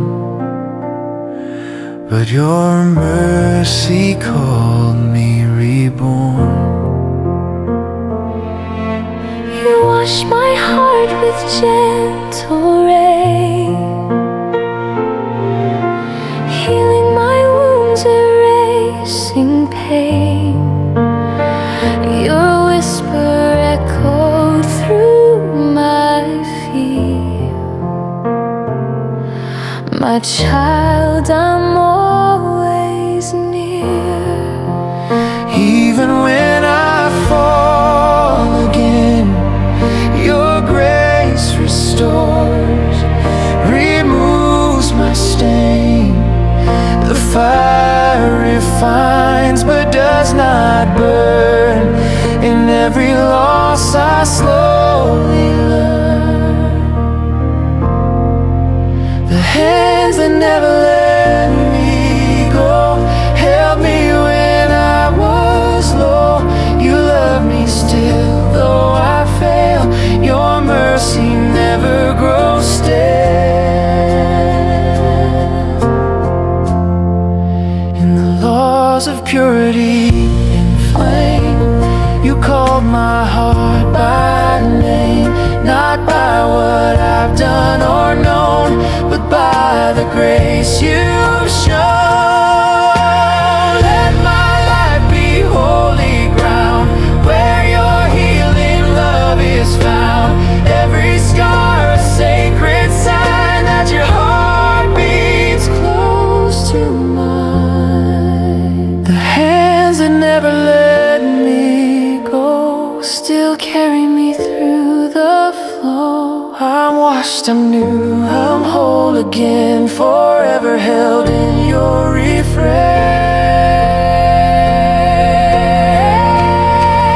The hands that never let me go still carry me through the flow. I'm washed, I'm new, I'm whole again, forever held in your refrain.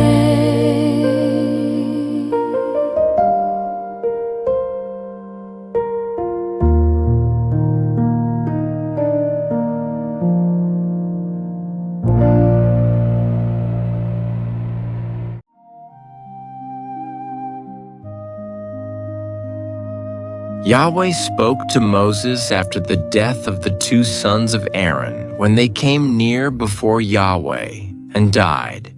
And Yahweh said to Moses, "Tell Aaron your brother not to come at just any time into the most holy place within the veil before the mercy seat, which is on the ark, lest he die, for I will appear in the cloud on the mercy seat.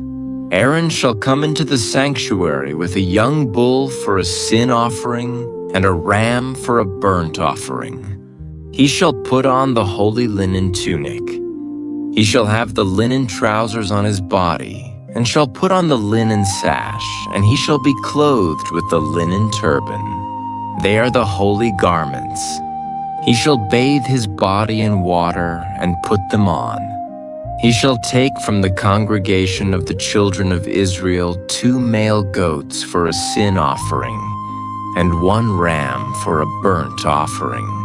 Aaron shall offer the bull of the sin offering, which is for himself, and make atonement for himself and for his house. He shall take the 2 goats and set them before Yahweh at the door of the tent of meeting. Aaron shall cast lots for the 2 goats, 1 lot for Yahweh, and the other lot for the scapegoat. Aaron shall present the goat on which the lot fell for Yahweh, and offer him for a sin offering. But the goat on which the lot fell for the scapegoat shall be presented alive before Yahweh, to make atonement for him, to send him away as the scapegoat into the wilderness. Aaron shall present the bull of the sin offering, which is for himself, and shall make atonement for himself and for his house, and shall kill the bull of the sin offering which is for himself. He shall take a censer full of coals of fire from off the altar before Yahweh, and 2 handfuls of sweet incense beaten small, and bring it within the veil. He shall put the incense on the fire before Yahweh, that the cloud of the incense may cover the mercy seat that is on the covenant, so that he will not die. He shall take some of the blood of the bull and sprinkle it with his finger on the mercy seat on the east. And before the mercy seat he shall sprinkle some of the blood with his finger 7 times. Then he shall kill the goat of the sin offering that is for the people, and bring his blood within the veil, and do with his blood as he did with the blood of the bull, and sprinkle it on the mercy seat and before the mercy seat. He shall make atonement for the holy place, because of the uncleanness of the children of Israel, and because of their transgressions, even all their sins. And so he shall do for the tent of meeting that dwells with them in the middle of their uncleanness. No one shall be in the tent of meeting when he enters to make atonement in the holy place, until he comes out, and has made atonement for himself and for his household, and for all the assembly of Israel. He shall go out to the altar that is before Yahweh and make atonement for it, and shall take some of the bull's blood and some of the goat's blood, and put it around on the horns of the altar. He shall sprinkle some of the blood on it with his finger 7 times, and cleanse it, and make it holy from the uncleanness of the children of Israel. When he has finished atoning for the holy place, the tent of meeting, and the altar, he shall present the live goat. Aaron shall lay both his hands on the head of the live goat, and confess over him all the iniquities of the children of Israel, and all their transgressions, even all their sins, and he shall put them on the head of the goat, and shall send him away into the wilderness by the hand of a man who is ready. The goat shall carry all their iniquities on himself to a solitary land, and he shall release the goat in the wilderness. Aaron shall come into the tent of meeting, and shall take off the linen garments which he put on when he went into the holy place, and shall leave them there. Then he shall bathe himself in water in a holy place, put on his garments, and come out and offer his burnt offering and the burnt offering of the people, and make atonement for himself and for the people.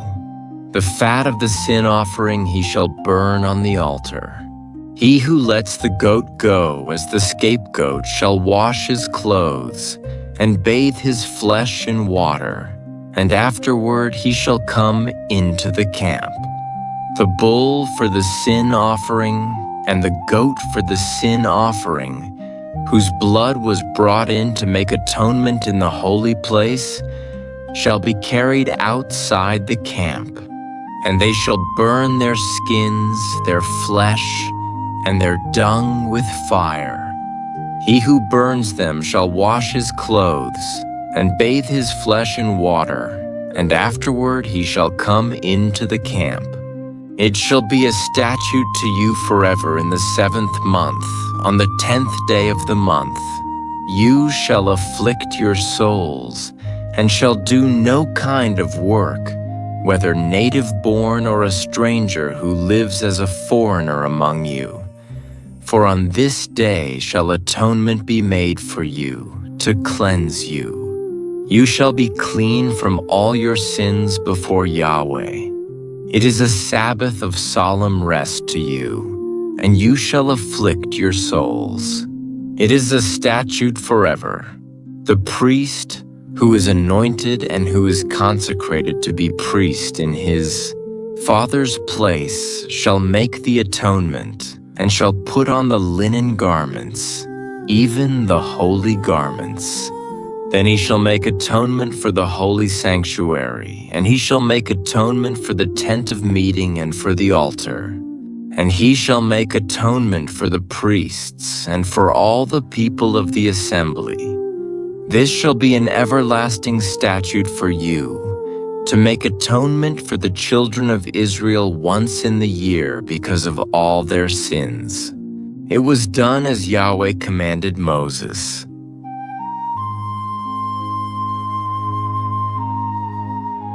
Yahweh spoke to Moses, saying, "Speak to Aaron and to his sons and to all the children of Israel, and say to them, This is the thing which Yahweh has commanded: whatever man there is of the house of Israel who kills a bull or lamb or goat in the camp, or who kills it outside the camp, and hasn't brought it to the door of the tent of meeting to offer it as an offering to Yahweh before Yahweh's tabernacle, blood shall be imputed to that man.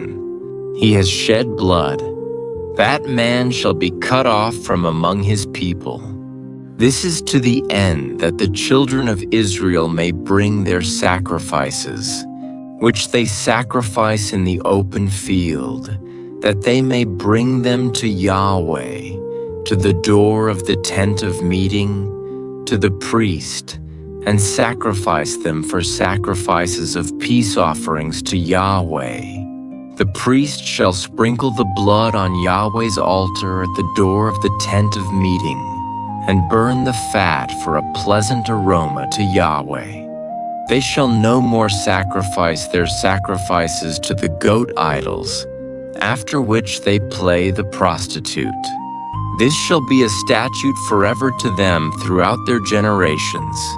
You shall say to them, Any man there is of the house of Israel, or of the strangers who live as foreigners among them, who offers a burnt offering or sacrifice, and doesn't bring it to the door of the tent of meeting to sacrifice it to Yahweh, that man shall be cut off from his people.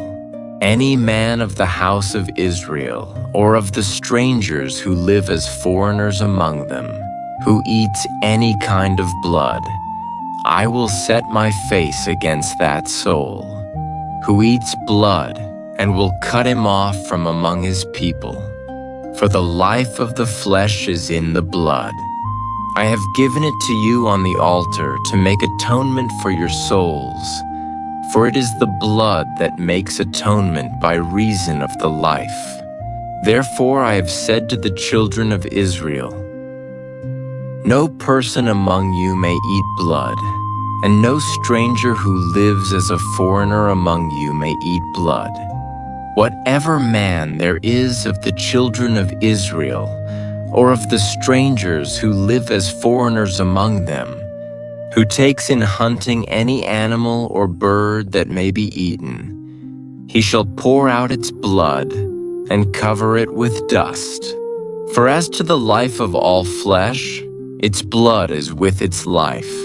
Therefore I said to the children of Israel, You shall not eat the blood of any kind of flesh, for the life of all flesh is its blood. Whoever eats it shall be cut off. Every person that eats what dies of itself, or that which is torn by animals, whether he is native-born or a foreigner, shall wash his clothes and bathe himself in water and be unclean until the evening. Then he shall be clean. But if he doesn't wash them or bathe his flesh, then he shall bear his iniquity.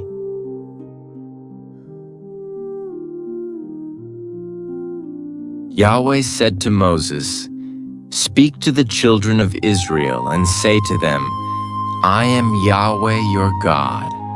You shall not do as they do in the land of Egypt where you lived.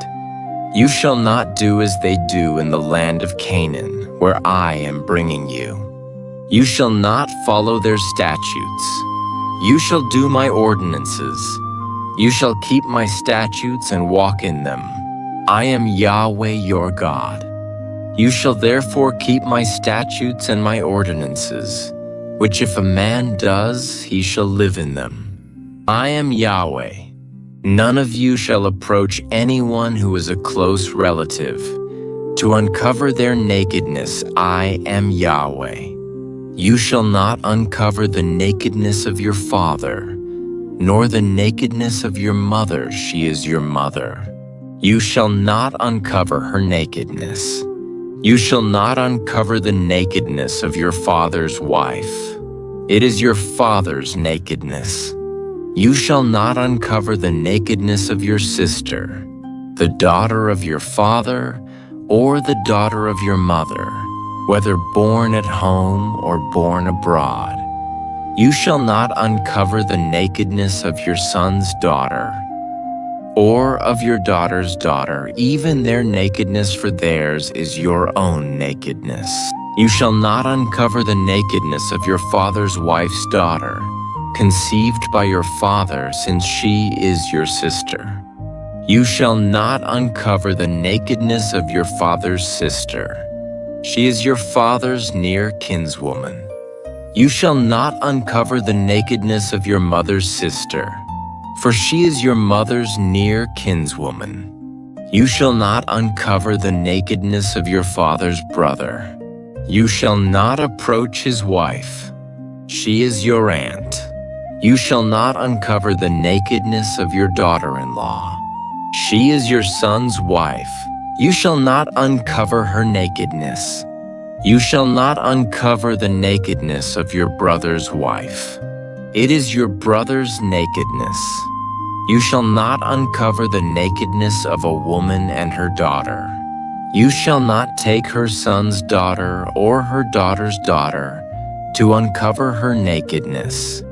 They are near kinswomen. It is wickedness. You shall not take a wife in addition to her sister to be a rival, to uncover her nakedness while she is still alive. You shall not approach a woman to uncover her nakedness, as long as she is impure by her uncleanness. You shall not lie carnally with your neighbor's wife and defile yourself with her. You shall not give any of your children as a sacrifice to Molech. You shall not profane the name of your God. I am Yahweh. You shall not lie with a man as with a woman. That is detestable. You shall not lie with any animal to defile yourself with it. No woman may give herself to an animal. To lie down with it, it is a perversion. Don't defile yourselves in any of these things, for in all these the nations which I am casting out before you were defiled. The land was defiled. Therefore I punished its iniquity, and the land vomited out her inhabitants. You therefore shall keep my statutes and my ordinances, and shall not do any of these abominations. Neither the native-born nor the stranger who lives as a foreigner among you, for the men of the land that were before you had done all these abominations, and the land became defiled, that the land not vomit you out also when you defile it, as it vomited out the nation that was before you. For whoever shall do any of these abominations, even the souls that do them shall be cut off from among their people. Therefore you shall keep my requirements, that you do not practice any of these abominable customs, which were practiced before you, and that you do not defile yourselves with them. I am Yahweh your God.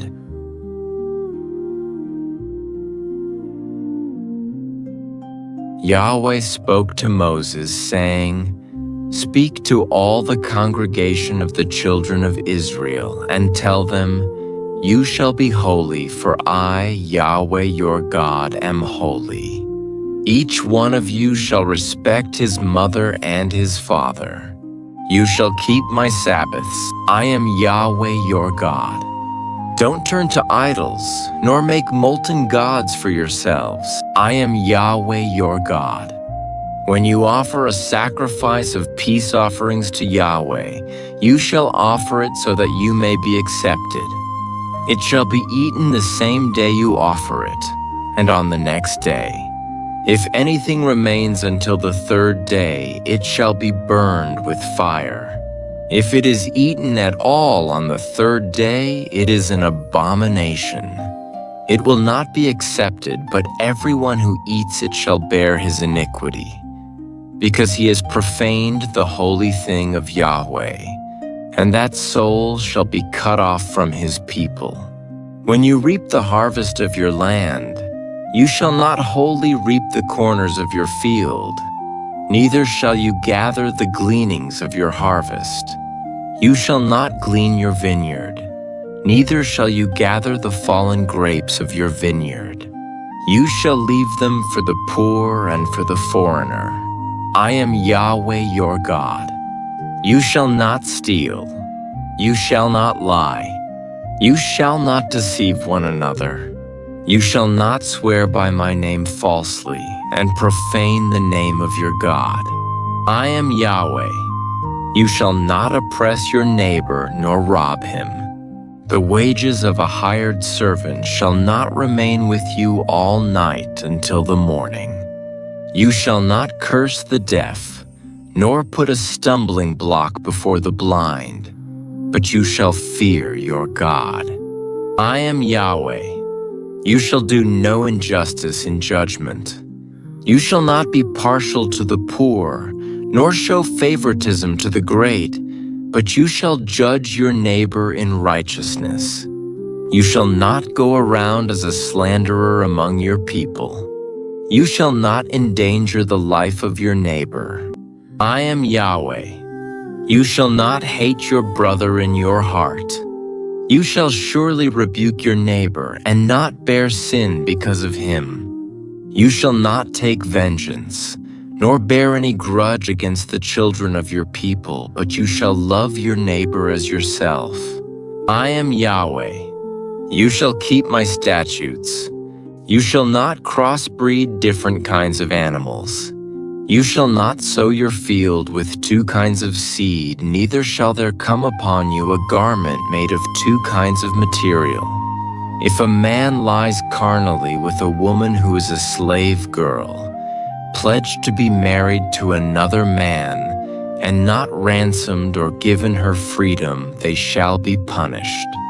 They shall not be put to death, because she was not free. He shall bring his trespass offering to Yahweh to the door of the tent of meeting, even a ram for a trespass offering. The priest shall make atonement for him with the ram of the trespass offering before Yahweh for his sin, which he has committed, and the sin which he has committed shall be forgiven him. When you come into the land and have planted all kinds of trees for food, then you shall count their fruit as forbidden. For 3 years it shall be forbidden to you. It shall not be eaten. But in the 4th year all its fruit shall be holy, for giving praise to Yahweh. In the 5th year you may eat its fruit, that it may yield its increase to you. I am Yahweh your God. You shall not eat any meat with the blood still in it. You shall not use enchantments, nor practice sorcery. You shall not cut the hair on the sides of your head or clip off the edges of your beard. You shall not make any cuttings in your flesh for the dead, nor tattoo any marks on you. I am Yahweh. Don't profane your daughter, to make her a prostitute, lest the land fall to prostitution, and the land become full of wickedness. You shall keep my Sabbaths and revere my sanctuary. I am Yahweh. Don't turn to those who are mediums, nor to the wizards. Don't seek them out to be defiled by them. I am Yahweh your God. You shall rise up before the gray head and honor the face of the elderly, and you shall fear your God.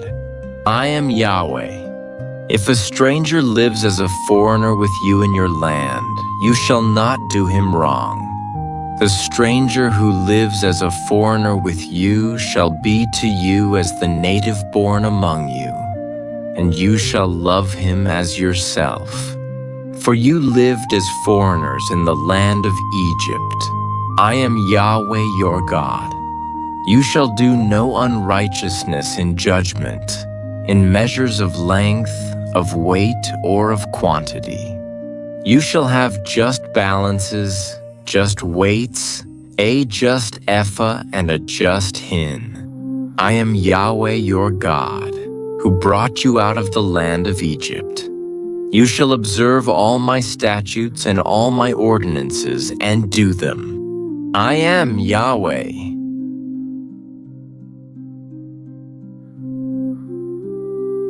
Yahweh spoke to Moses, saying, Moreover, you shall tell the children of Israel, any one of the children of Israel or of the strangers who live as foreigners in Israel, who gives any of his offspring to Molech shall surely be put to death.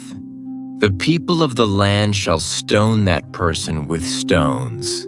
I also will set my face against that person and will cut him off from among his people, because he has given of his offspring to Molech, to defile my sanctuary and to profane my holy name.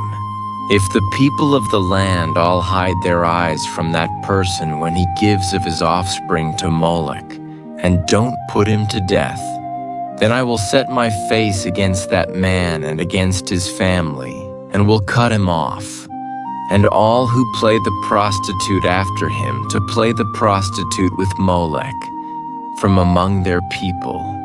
The person that turns to those who are mediums and wizards to play the prostitute after them, I will even set my face against that person and will cut him off from among his people.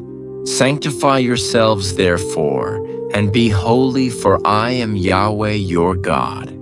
You shall keep my statutes and do them. I am Yahweh who sanctifies you. For everyone who curses his father or his mother shall surely be put to death. He has cursed his father or his mother. His blood shall be upon himself. The man who commits adultery with another man's wife, even he who commits adultery with his neighbor's wife, the adulterer and the adulteress shall surely be put to death. The man who lies with his father's wife has uncovered his father's nakedness. Both of them shall surely be put to death. Their blood shall be upon themselves. If a man lies with his daughter-in-law, both of them shall surely be put to death. They have committed a perversion.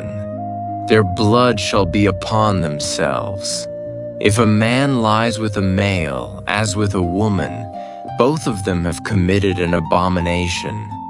They shall surely be put to death. Their blood shall be upon themselves. If a man takes a wife and her mother, it is wickedness. They shall be burned with fire, both he and they, that there may be no wickedness among you. If a man lies with an animal, he shall surely be put to death, and you shall kill the animal. If a woman approaches any animal and lies with it, you shall kill the woman and the animal. They shall surely be put to death. Their blood shall be upon them. If a man takes his sister, his father's daughter, or his mother's daughter, and sees her nakedness, and she sees his nakedness, it is a shameful thing. They shall be cut off in the sight of the children of their people. He has uncovered his sister's nakedness. He shall bear his iniquity. If a man lies with a woman having her monthly period and uncovers her nakedness, he has made her fountain naked, and she has uncovered the fountain of her blood. Both of them shall be cut off from among their people. You shall not uncover the nakedness of your mother's sister, nor of your father's sister, for he has made his close relative naked. They shall bear their iniquity. If a man lies with his uncle's wife, he has uncovered his uncle's nakedness. They shall bear their sin. they shall die childless. If a man takes his brother's wife, it is an impurity. He has uncovered his brother's nakedness. They shall be childless. You shall therefore keep all my statutes and all my ordinances and do them, that the land where I am bringing you to dwell may not vomit you out. You shall not walk in the customs of the nation which I am casting out before you, for they did all these things, and therefore I abhorred them. But I have said to you, you shall inherit their land, and I will give it to you to possess it, a land flowing with milk and honey. I am Yahweh your God, who has separated you from the peoples. You shall therefore make a distinction between the clean animal and the unclean, and between the unclean fowl and the clean. You shall not make yourselves abominable by animal or by bird, or by anything with which the ground teems, which I have separated from you as unclean for you. You shall be holy to me, for I, Yahweh, am holy, and have set you apart from the peoples, that you should be mine. A man or a woman that is a medium or is a wizard shall surely be put to death. They shall be stoned with stones. Their blood shall be upon themselves.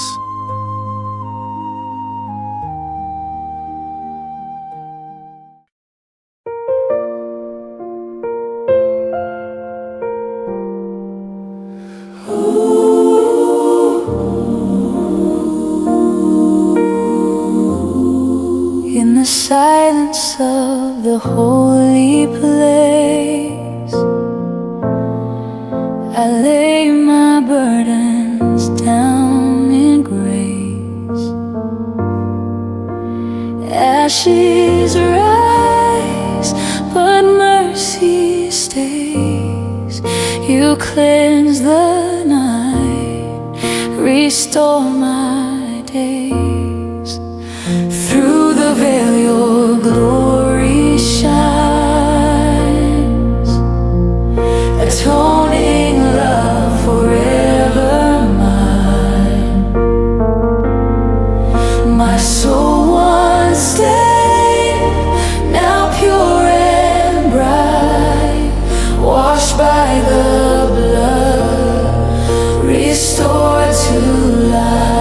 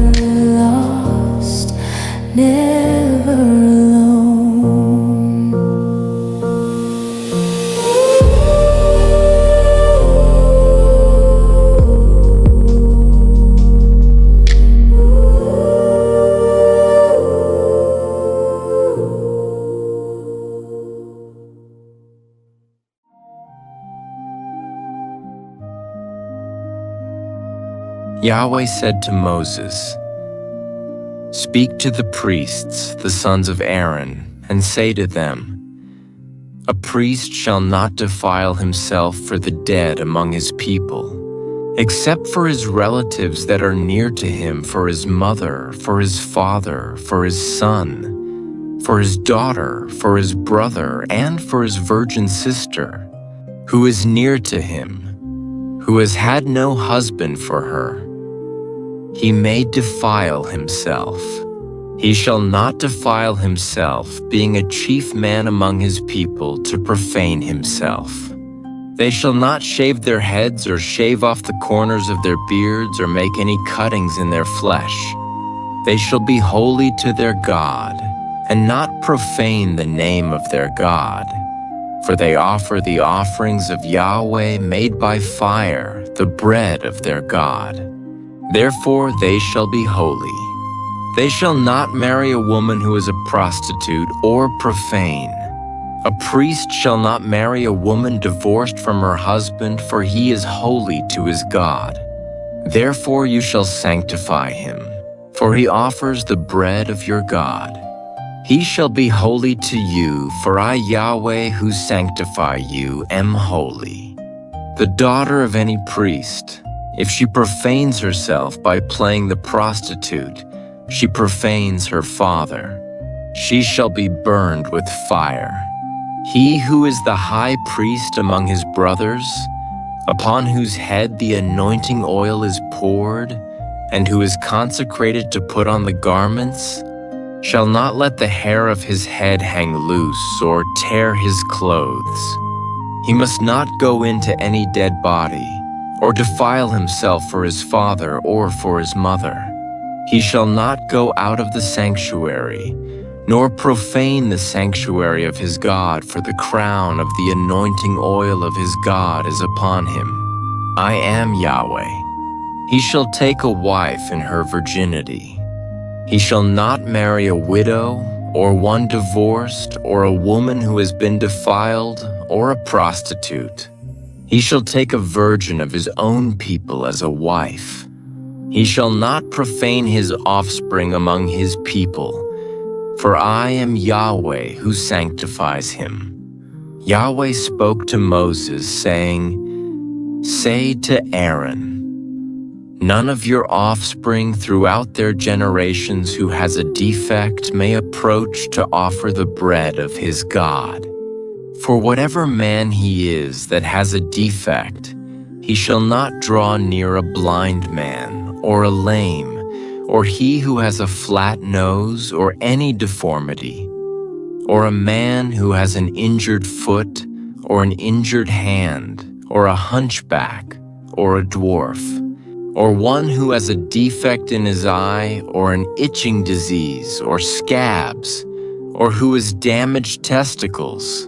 No man of the offspring of Aaron the priest who has a defect shall come near to offer the offerings of Yahweh made by fire.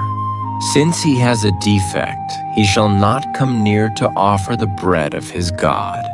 He shall eat the bread of his God, both of the most holy and of the holy. He shall not come near to the veil, nor come near to the altar, because he has a defect, that he may not profane my sanctuaries, for I am Yahweh who sanctifies them." So Moses spoke to Aaron, and to his sons, and to all the children of Israel.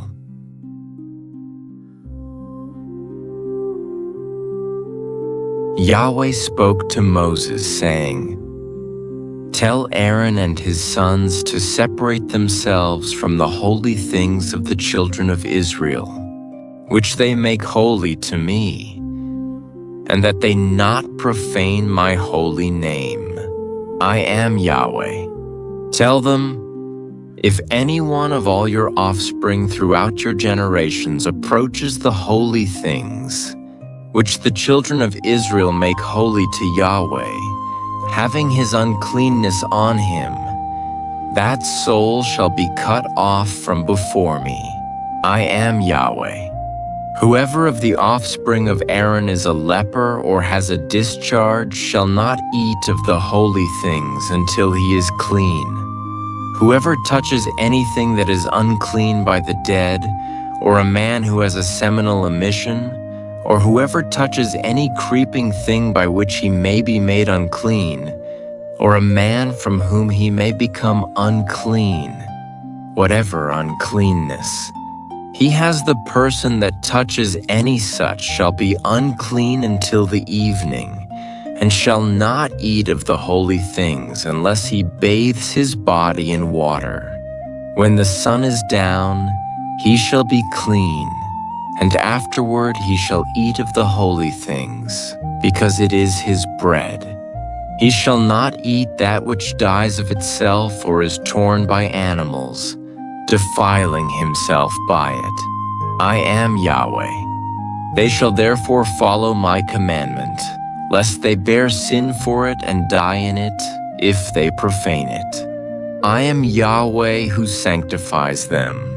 No stranger shall eat of the holy thing, a foreigner living with the priests, or a hired servant shall not eat of the holy thing. But if a priest buys a slave, purchased by his money, he shall eat of it, and those who are born in his house shall eat of his bread. If a priest's daughter is married to an outsider, she shall not eat of the heave offering of the holy things. But if a priest's daughter is a widow or divorced and has no child, and has returned to her father's house as in her youth, she may eat of her father's bread, but no stranger shall eat any of it. If a man eats something holy unwittingly, then he shall add the 5th part of its value to it, and shall give the holy thing to the priest. The priests shall not profane the holy things of the children of Israel, which they offer to Yahweh, and so cause them to bear the iniquity that brings guilt when they eat their holy things, for I am Yahweh who sanctifies them. Yahweh spoke to Moses, saying, Speak to Aaron and to his sons, and to all the children of Israel, and say to them, Whoever is of the house of Israel, or of the foreigners in Israel, who offers his offering, whether it is any of their vows or any of their free will offerings, which they offer to Yahweh for a burnt offering that you may be accepted, you shall offer a male without defect, of the bulls, of the sheep, or of the goats. But you shall not offer whatever has a defect, for it shall not be acceptable for you. Whoever offers a sacrifice of peace offerings to Yahweh to accomplish a vow, or for a free will offering of the herd, or of the flock, it shall be perfect to be accepted. It shall have no defect. You shall not offer what is blind, injured, or maimed, or has a wart, or is festering, or has a running sore to Yahweh, nor make an offering by fire of them on the altar to Yahweh, either a bull or a lamb that has any deformity or lacking in his parts, that you may offer for a free will offering, but for a vow it shall not be accepted. You must not offer to Yahweh that which has its testicles bruised, crushed, broken, or cut. You must not do this in your land. You must not offer any of these as the bread of your God from the hand of a foreigner, because their corruption is in them. There is a defect in them. They shall not be accepted for you. Yahweh spoke to Moses, saying, When a bull, a sheep, or a goat is born, it shall remain 7 days with its mother. From the 8th day on, it shall be accepted for the offering of an offering made by fire to Yahweh. Whether it is a cow or ewe, you shall not kill it and its young both in 1 day.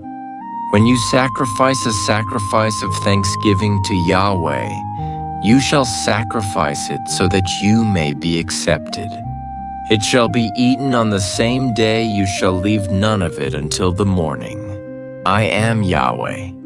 Therefore you shall keep my commandments and do them. I am Yahweh. You shall not profane my holy name, but I will be made holy among the children of Israel.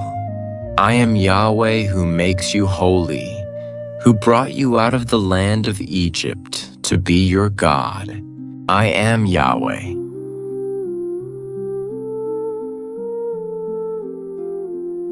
Yahweh spoke to Moses, saying, "Speak to the children of Israel and tell them, the set feasts of Yahweh, which you shall proclaim to be holy convocations, even these are my set feasts.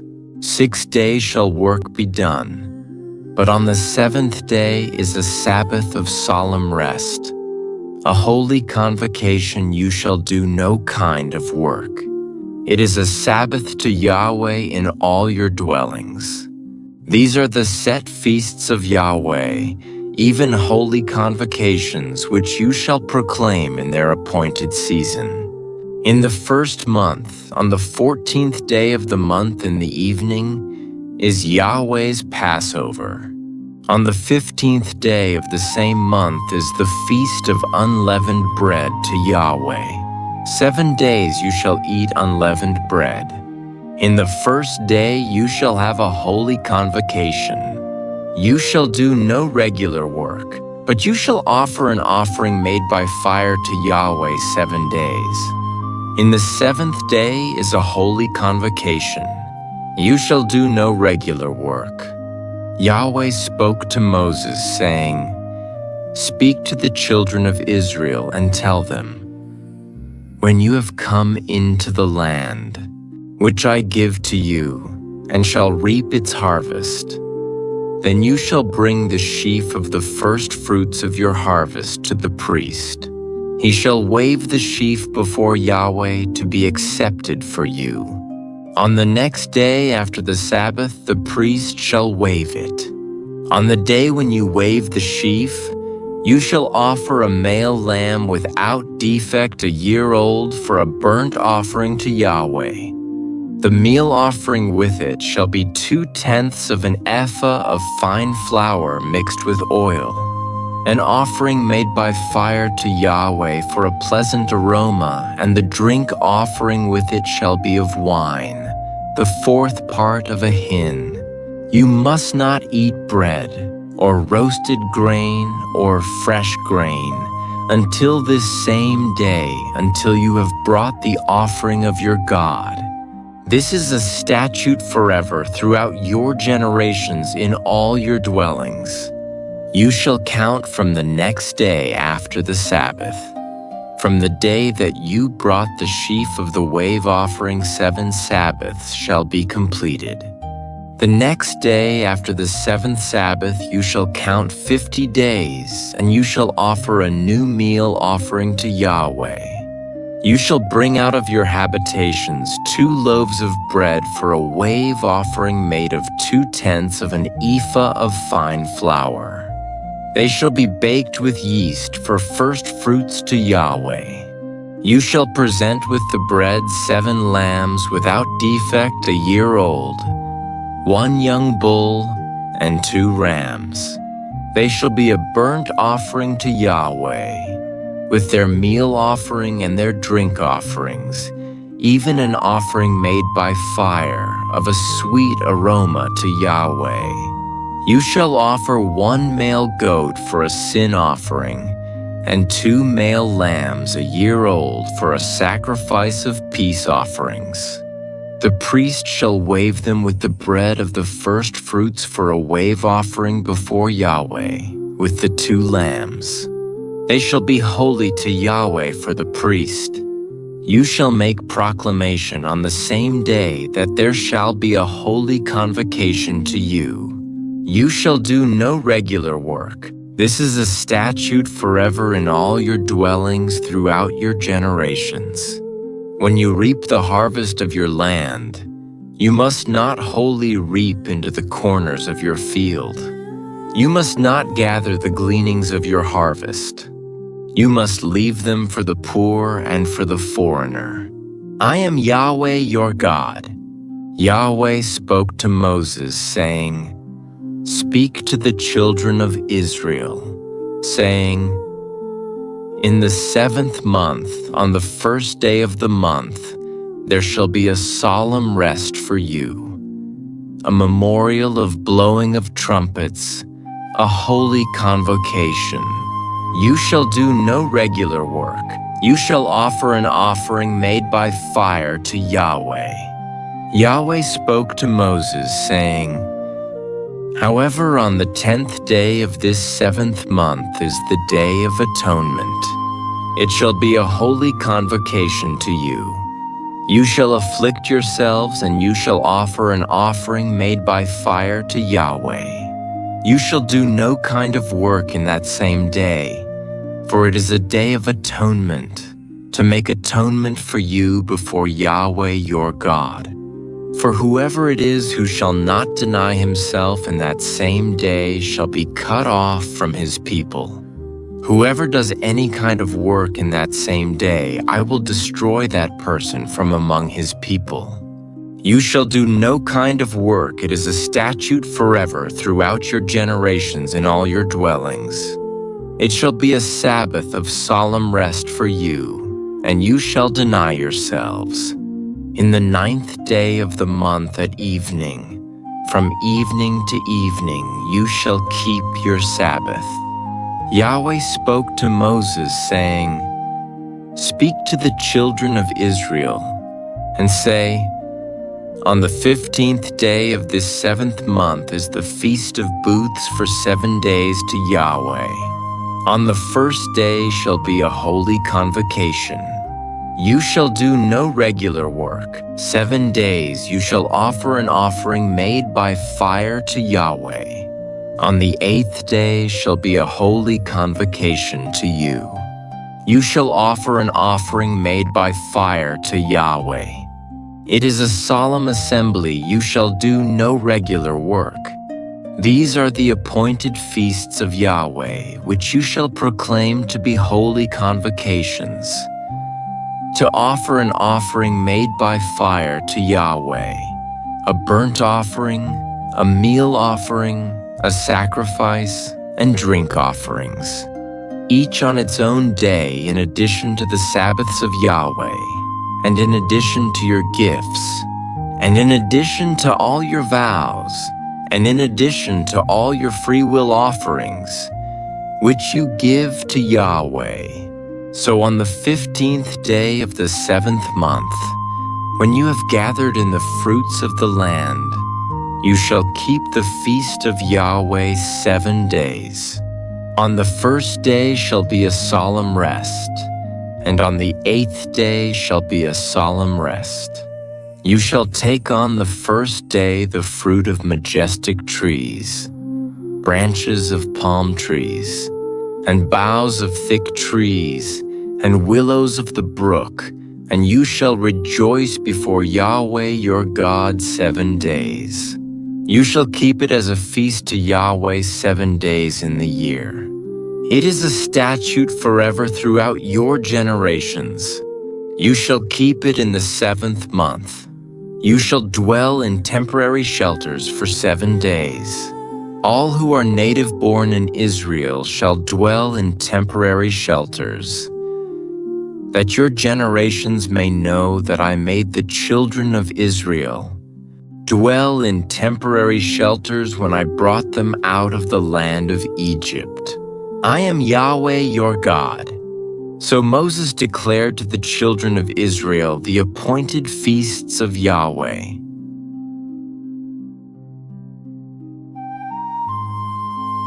Yahweh spoke to Moses, saying, Command the children of Israel that they bring to you pure olive oil beaten for the light, to cause a lamp to burn continually, outside of the veil of the testimony in the tent of meeting, Aaron shall keep it in order from evening to morning before Yahweh continually.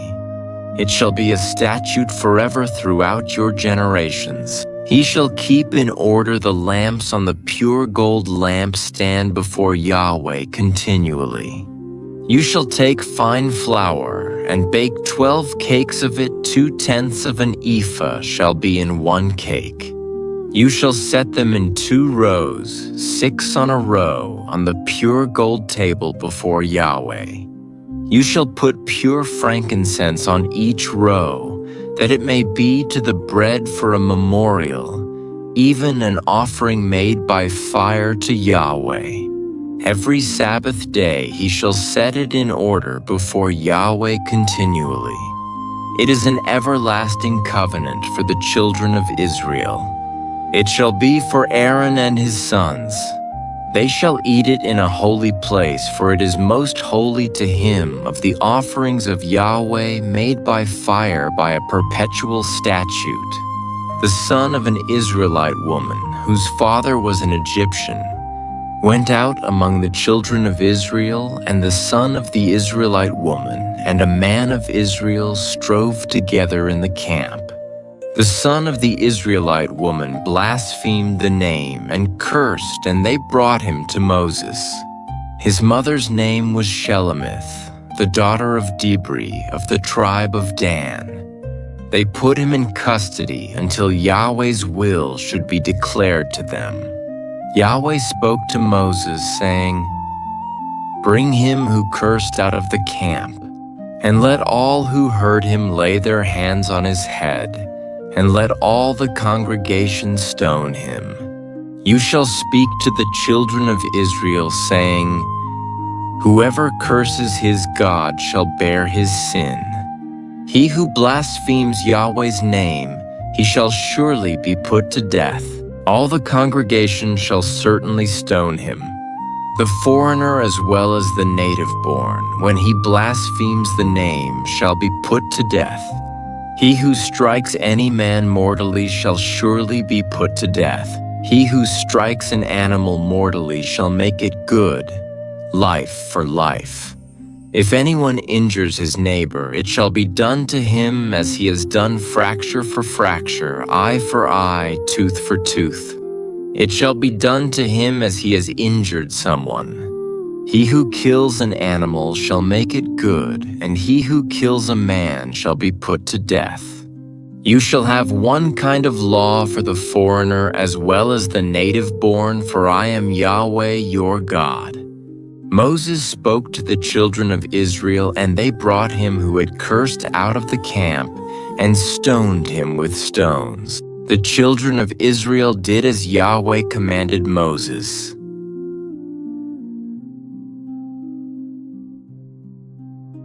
Yahweh said to Moses on Mount Sinai, "Speak to the children of Israel and tell them, when you come into the land, which I give you, then the land shall keep a Sabbath to Yahweh.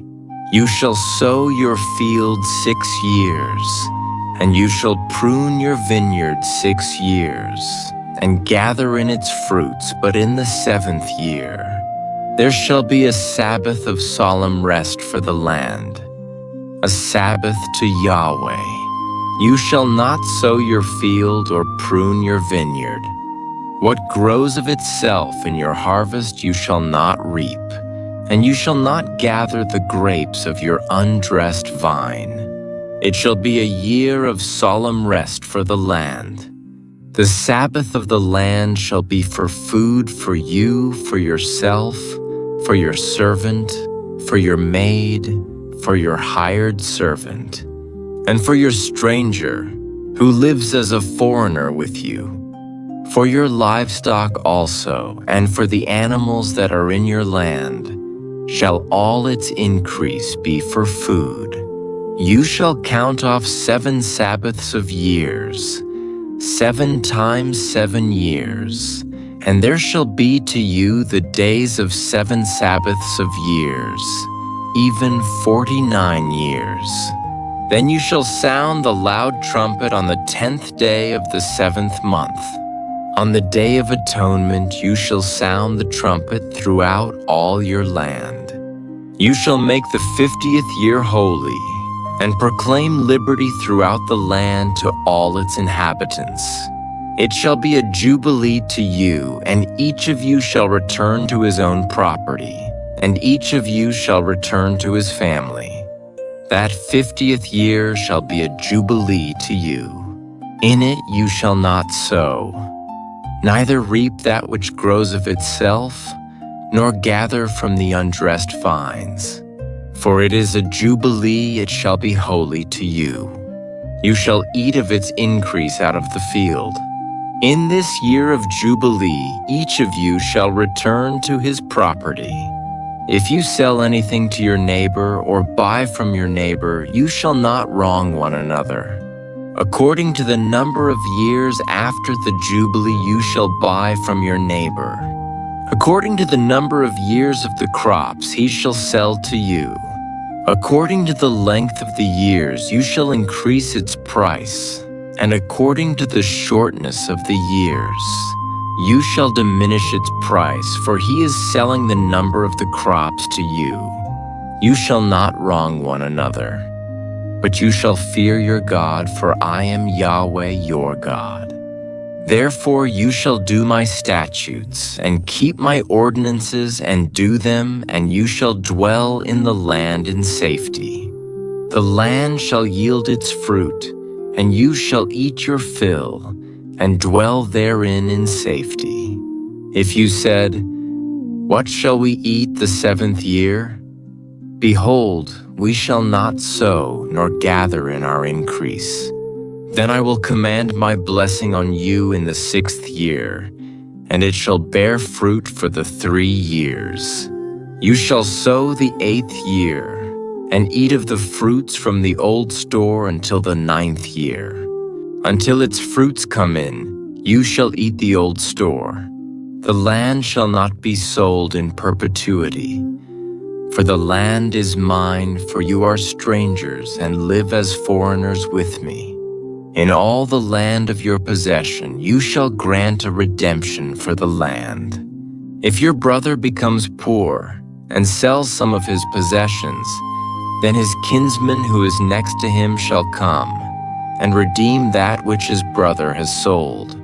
If a man has no one to redeem it, and he becomes prosperous and finds sufficient means to redeem it, then let him reckon the years since its sale, and restore the surplus to the man to whom he sold it, and he shall return to his property. But if he isn't able to get it back for himself, then what he has sold shall remain in the hand of him who has bought it until the year of Jubilee. In the Jubilee it shall be released, and he shall return to his property. If a man sells a dwelling house in a walled city, then he may redeem it within a whole year after it has been sold. For a full year he shall have the right of redemption. If it isn't redeemed within the space of a full year, then the house that is in the walled city shall be made sure in perpetuity to him who bought it, throughout his generations. It shall not be released in the Jubilee. But the houses of the villages which have no wall around them shall be accounted for with the fields of the country. They may be redeemed, and they shall be released in the Jubilee. Nevertheless, in the cities of the Levites may redeem the houses in the cities of their possession at any time. If one of the Levites redeems, then the house that was sold in a city of his possession shall be released in the Jubilee, for the houses of the cities of the Levites are their possession among the children of Israel. But the field of the pasture lands of their cities may not be sold, for it is their perpetual possession. If your brother has become poor, and his hand can't support himself among you, then you shall uphold him. He shall live with you like an alien and a temporary resident. Take no interest from him or profit, but fear your God, that your brother may live among you. You shall not lend him your money at interest, nor give him your food for profit. I am Yahweh your God, who brought you out of the land of Egypt, to give you the land of Canaan, and to be your God. If your brother has grown poor among you and sells himself to you, you shall not make him to serve as a slave, as a hired servant, and as a temporary resident. He shall be with you, he shall serve with you until the year of Jubilee. Then he shall go out from you, he and his children with him, and shall return to his own family and to the possession of his fathers. For they are my servants, whom I brought out of the land of Egypt. They shall not be sold as slaves. You shall not rule over him with harshness, but shall fear your God. As for your male and your female slaves, whom you may have from the nations that are around you, from them you may buy male and female slaves. Moreover, of the children of the aliens who live among you, of them you may buy, and of their families who are with you, which they have conceived in your land, and they will be your property. You may make them an inheritance for your children after you to hold for a possession. Of them you may take your slaves forever. But over your brothers, the children of Israel, you shall not rule one over another with harshness.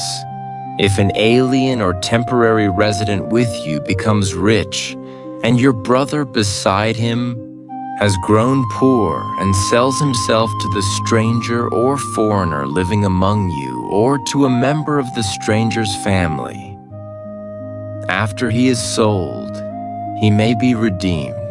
One of his brothers may redeem him, or his uncle, or his uncle's son may redeem him, or any who is a close relative to him of his family may redeem him. Or if he has grown rich, he may redeem himself. He shall reckon with him who bought him from the year that he sold himself to him to the year of Jubilee. The price of his sale shall be according to the number of years he shall be with him, according to the time of a hired servant. If there are yet many years, according to them he shall give back the price of his redemption out of the money that he was bought for. If there remain but a few years to the year of Jubilee, then he shall reckon with him according to his years of service. He shall give back the price of his redemption. As a servant hired year by year shall he be with him. He shall not rule with harshness over him in your sight. If he isn't redeemed by these means, then he shall be released in the year of Jubilee, he and his children with him. For to me the children of Israel are servants. They are my servants whom I brought out of the land of Egypt. I am Yahweh your God.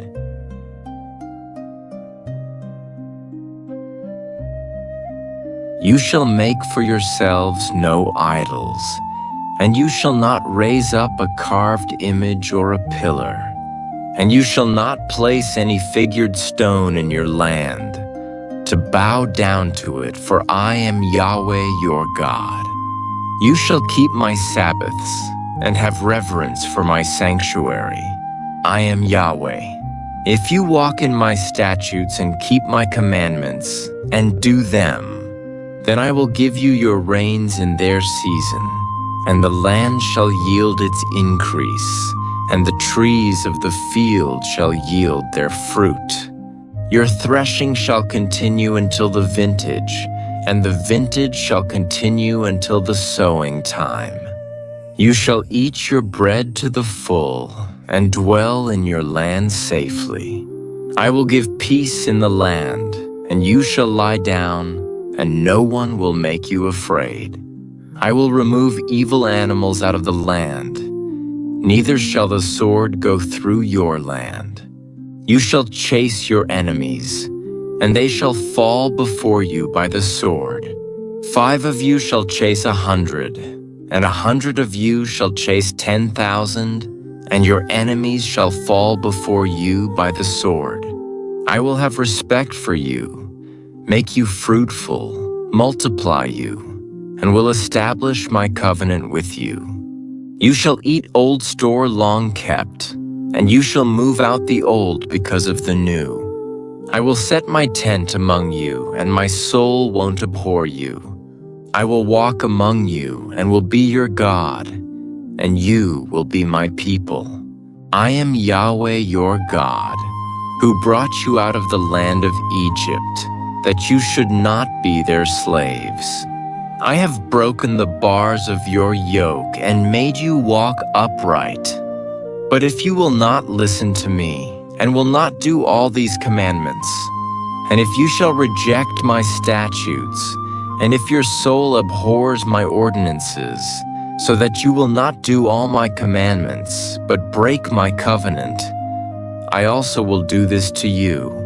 I will appoint terror over you, even consumption and fever that shall consume the eyes, and make the soul to pine away. You will sow your seed in vain, for your enemies will eat it. I will set my face against you, and you will be struck before your enemies. Those who hate you will rule over you, and you will flee when no one pursues you. If you, in spite of these things, will not listen to me, then I will chastise you 7 times more for your sins. I will break the pride of your power, and I will make your sky like iron, and your soil like bronze.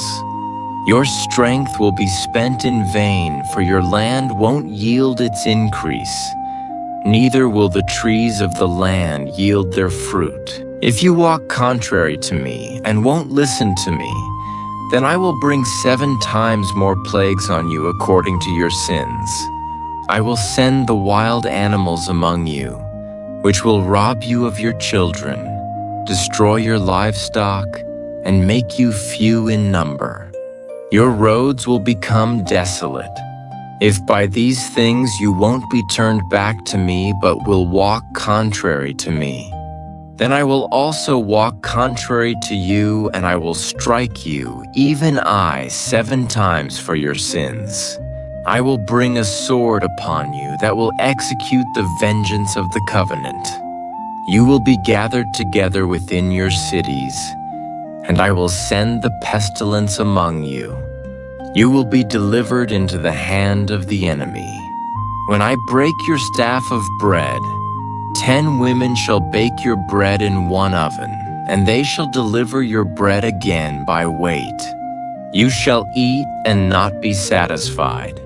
If you, in spite of this, won't listen to me, but walk contrary to me, then I will walk contrary to you in wrath. I also will chastise you 7 times for your sins. You will eat the flesh of your sons, and you will eat the flesh of your daughters. I will destroy your high places, and cut down your incense altars, and cast your dead bodies upon the bodies of your idols, and my soul will abhor you. I will lay your cities waste, and will bring your sanctuaries to desolation. I will not take delight in the sweet fragrance of your offerings. I will bring the land into desolation, and your enemies who dwell in it will be astonished at it. I will scatter you among the nations, and I will draw out the sword after you. Your land will be a desolation, and your cities shall be a waste. Then the land will enjoy its Sabbaths as long as it lies desolate and you are in your enemy's land. Even then the land will rest and enjoy its Sabbaths.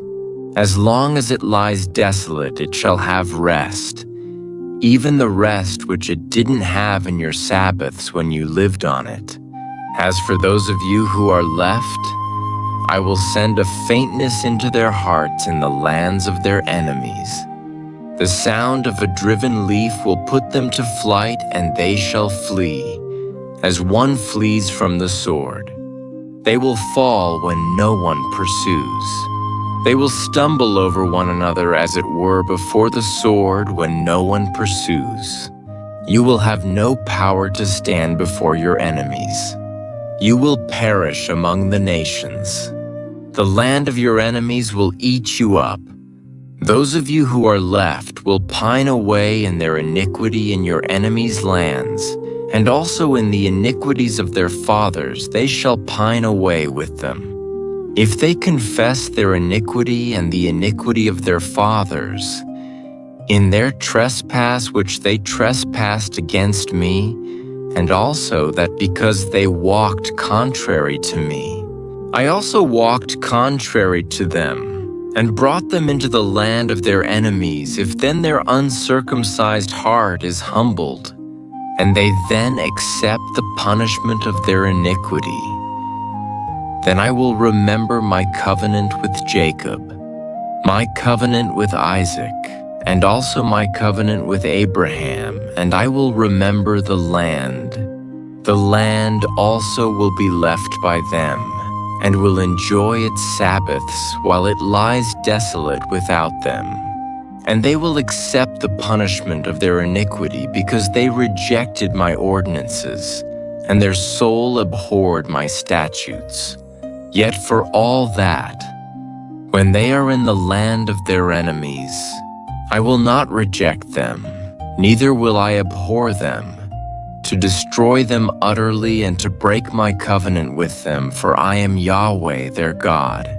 But I will for their sake remember the covenant of their ancestors, whom I brought out of the land of Egypt in the sight of the nations, that I might be their God. I am Yahweh. These are the statutes, ordinances, and laws which Yahweh made between him and the children of Israel on Mount Sinai by Moses.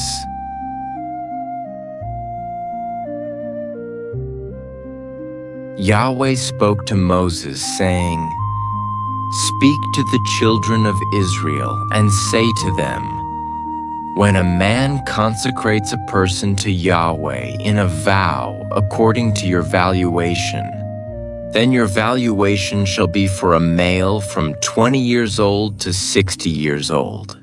Your valuation shall be 50 shekels of silver according to the shekel of the sanctuary. If she is a female, then your valuation shall be 30 shekels. If the person is from 5 years old to 20 years old, then your valuation shall be for a male 20 shekels, and for a female 10 shekels. If the person is from a month old to 5 years old, then your valuation shall be for a male 5 shekels of silver, and for a female your valuation shall be 3 shekels of silver. If the person is from 60 years old and upward, if he's a male, then your valuation shall be 15 shekels, and for a female 10 shekels. But if he is poorer than your valuation, then he shall be set before the priest, and the priest shall assign a value to him. The priest shall assign a value according to his ability to pay. If it is an animal of which men offer an offering to Yahweh, all that any man gives of such to Yahweh becomes holy. He shall not alter it, nor exchange it, a good for a bad, or a bad for a good. If he shall at all exchange animal for animal, then both it and that for which it is exchanged shall be holy. If it is any unclean animal, of which they do not offer as an offering to Yahweh, then he shall set the animal before the priest, and the priest shall evaluate it, whether it is good or bad. As the priest evaluates it, so it shall be. But if he will indeed redeem it, then he shall add the 5th part of it to its valuation. When a man dedicates his house to be holy to Yahweh, then the priest shall evaluate it, whether it is good or bad. As the priest evaluates it, so it shall stand. If he who dedicates it will redeem his house, then he shall add the 5th part of the money of your valuation to it, and it shall be his. If a man dedicates to Yahweh part of the field of his possession, then your valuation shall be according to the seed for it. The sowing of a homer of barley shall be valued at 50 shekels of silver. If he dedicates his field from the year of Jubilee, according to your valuation it shall stand. But if he dedicates his field after the Jubilee, then the priest shall reckon to him the money, according to the years that remain to the year of Jubilee, and an abatement shall be made from your valuation. If he who dedicated the field will indeed redeem it, then he shall add the 5th part of the money of your valuation to it, and it shall remain his. If he will not redeem the field, or if he has sold the field to another man, it shall not be redeemed anymore. But the field, when it goes out in the Jubilee, shall be holy to Yahweh, as a devoted field. It shall be owned by the priests. If he dedicates a field to Yahweh which he has bought, which is not of the field of his possession, then the priest shall reckon to him the worth of your valuation up to the year of Jubilee. And he shall give your valuation on that day as a holy thing to Yahweh. In the year of Jubilee, the field shall return to him from whom it was bought, even to him to whom the possession of the land belongs. All your valuations shall be according to the shekel of the sanctuary, 20 gerahs to the shekel. However, the firstborn among animals, which belongs to Yahweh as a firstborn, no man may dedicate, whether an ox or a sheep. It is Yahweh's. If it is an unclean animal, then he shall buy it back, according to your valuation, and shall add to it the 5th part of it. Or if it isn't redeemed, then it shall be sold according to your valuation. Notwithstanding, no devoted thing that a man devotes to Yahweh of all that he has, whether of man or animal or of the field of his possession, shall be sold or redeemed. Everything devoted is most holy to Yahweh. No one devoted to destruction, who shall be devoted from among men, shall be ransomed. He shall surely be put to death. All the tithe of the land, whether of the seed of the land or of the fruit of the trees, is Yahweh's.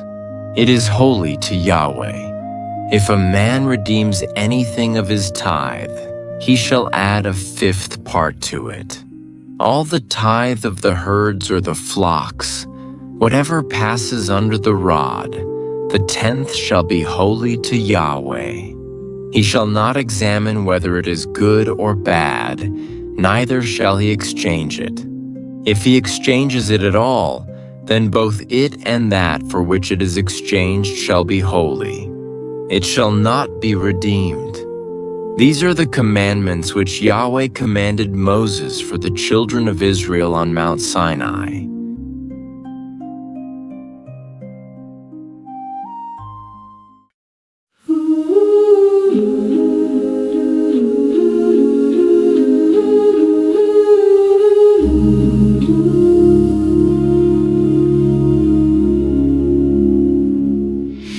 In the quiet hour of morning light, I lift my hands to the Holy One.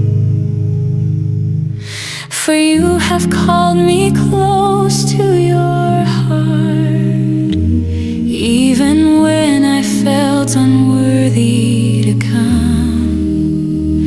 You whispered, "Be still, I am with you." And the fear that held me slowly faded. For your holiness did not condemn me. It wrapped me gently like a warm embrace. You are the God who makes all things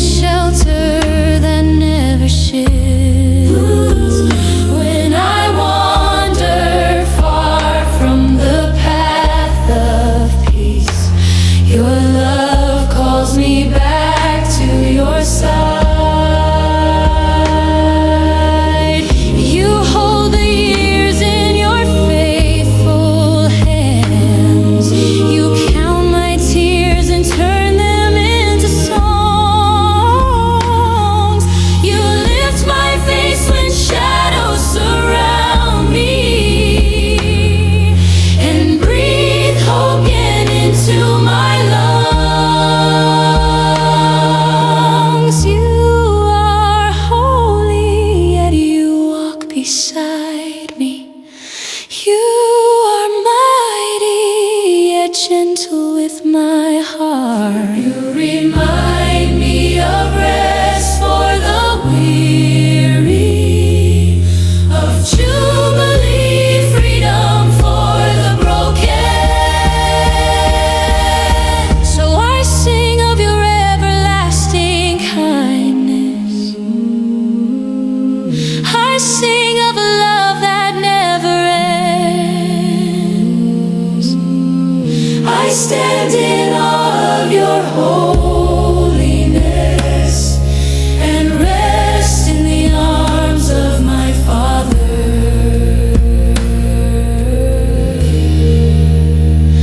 For you have always loved me, Lord, and forever you will hold my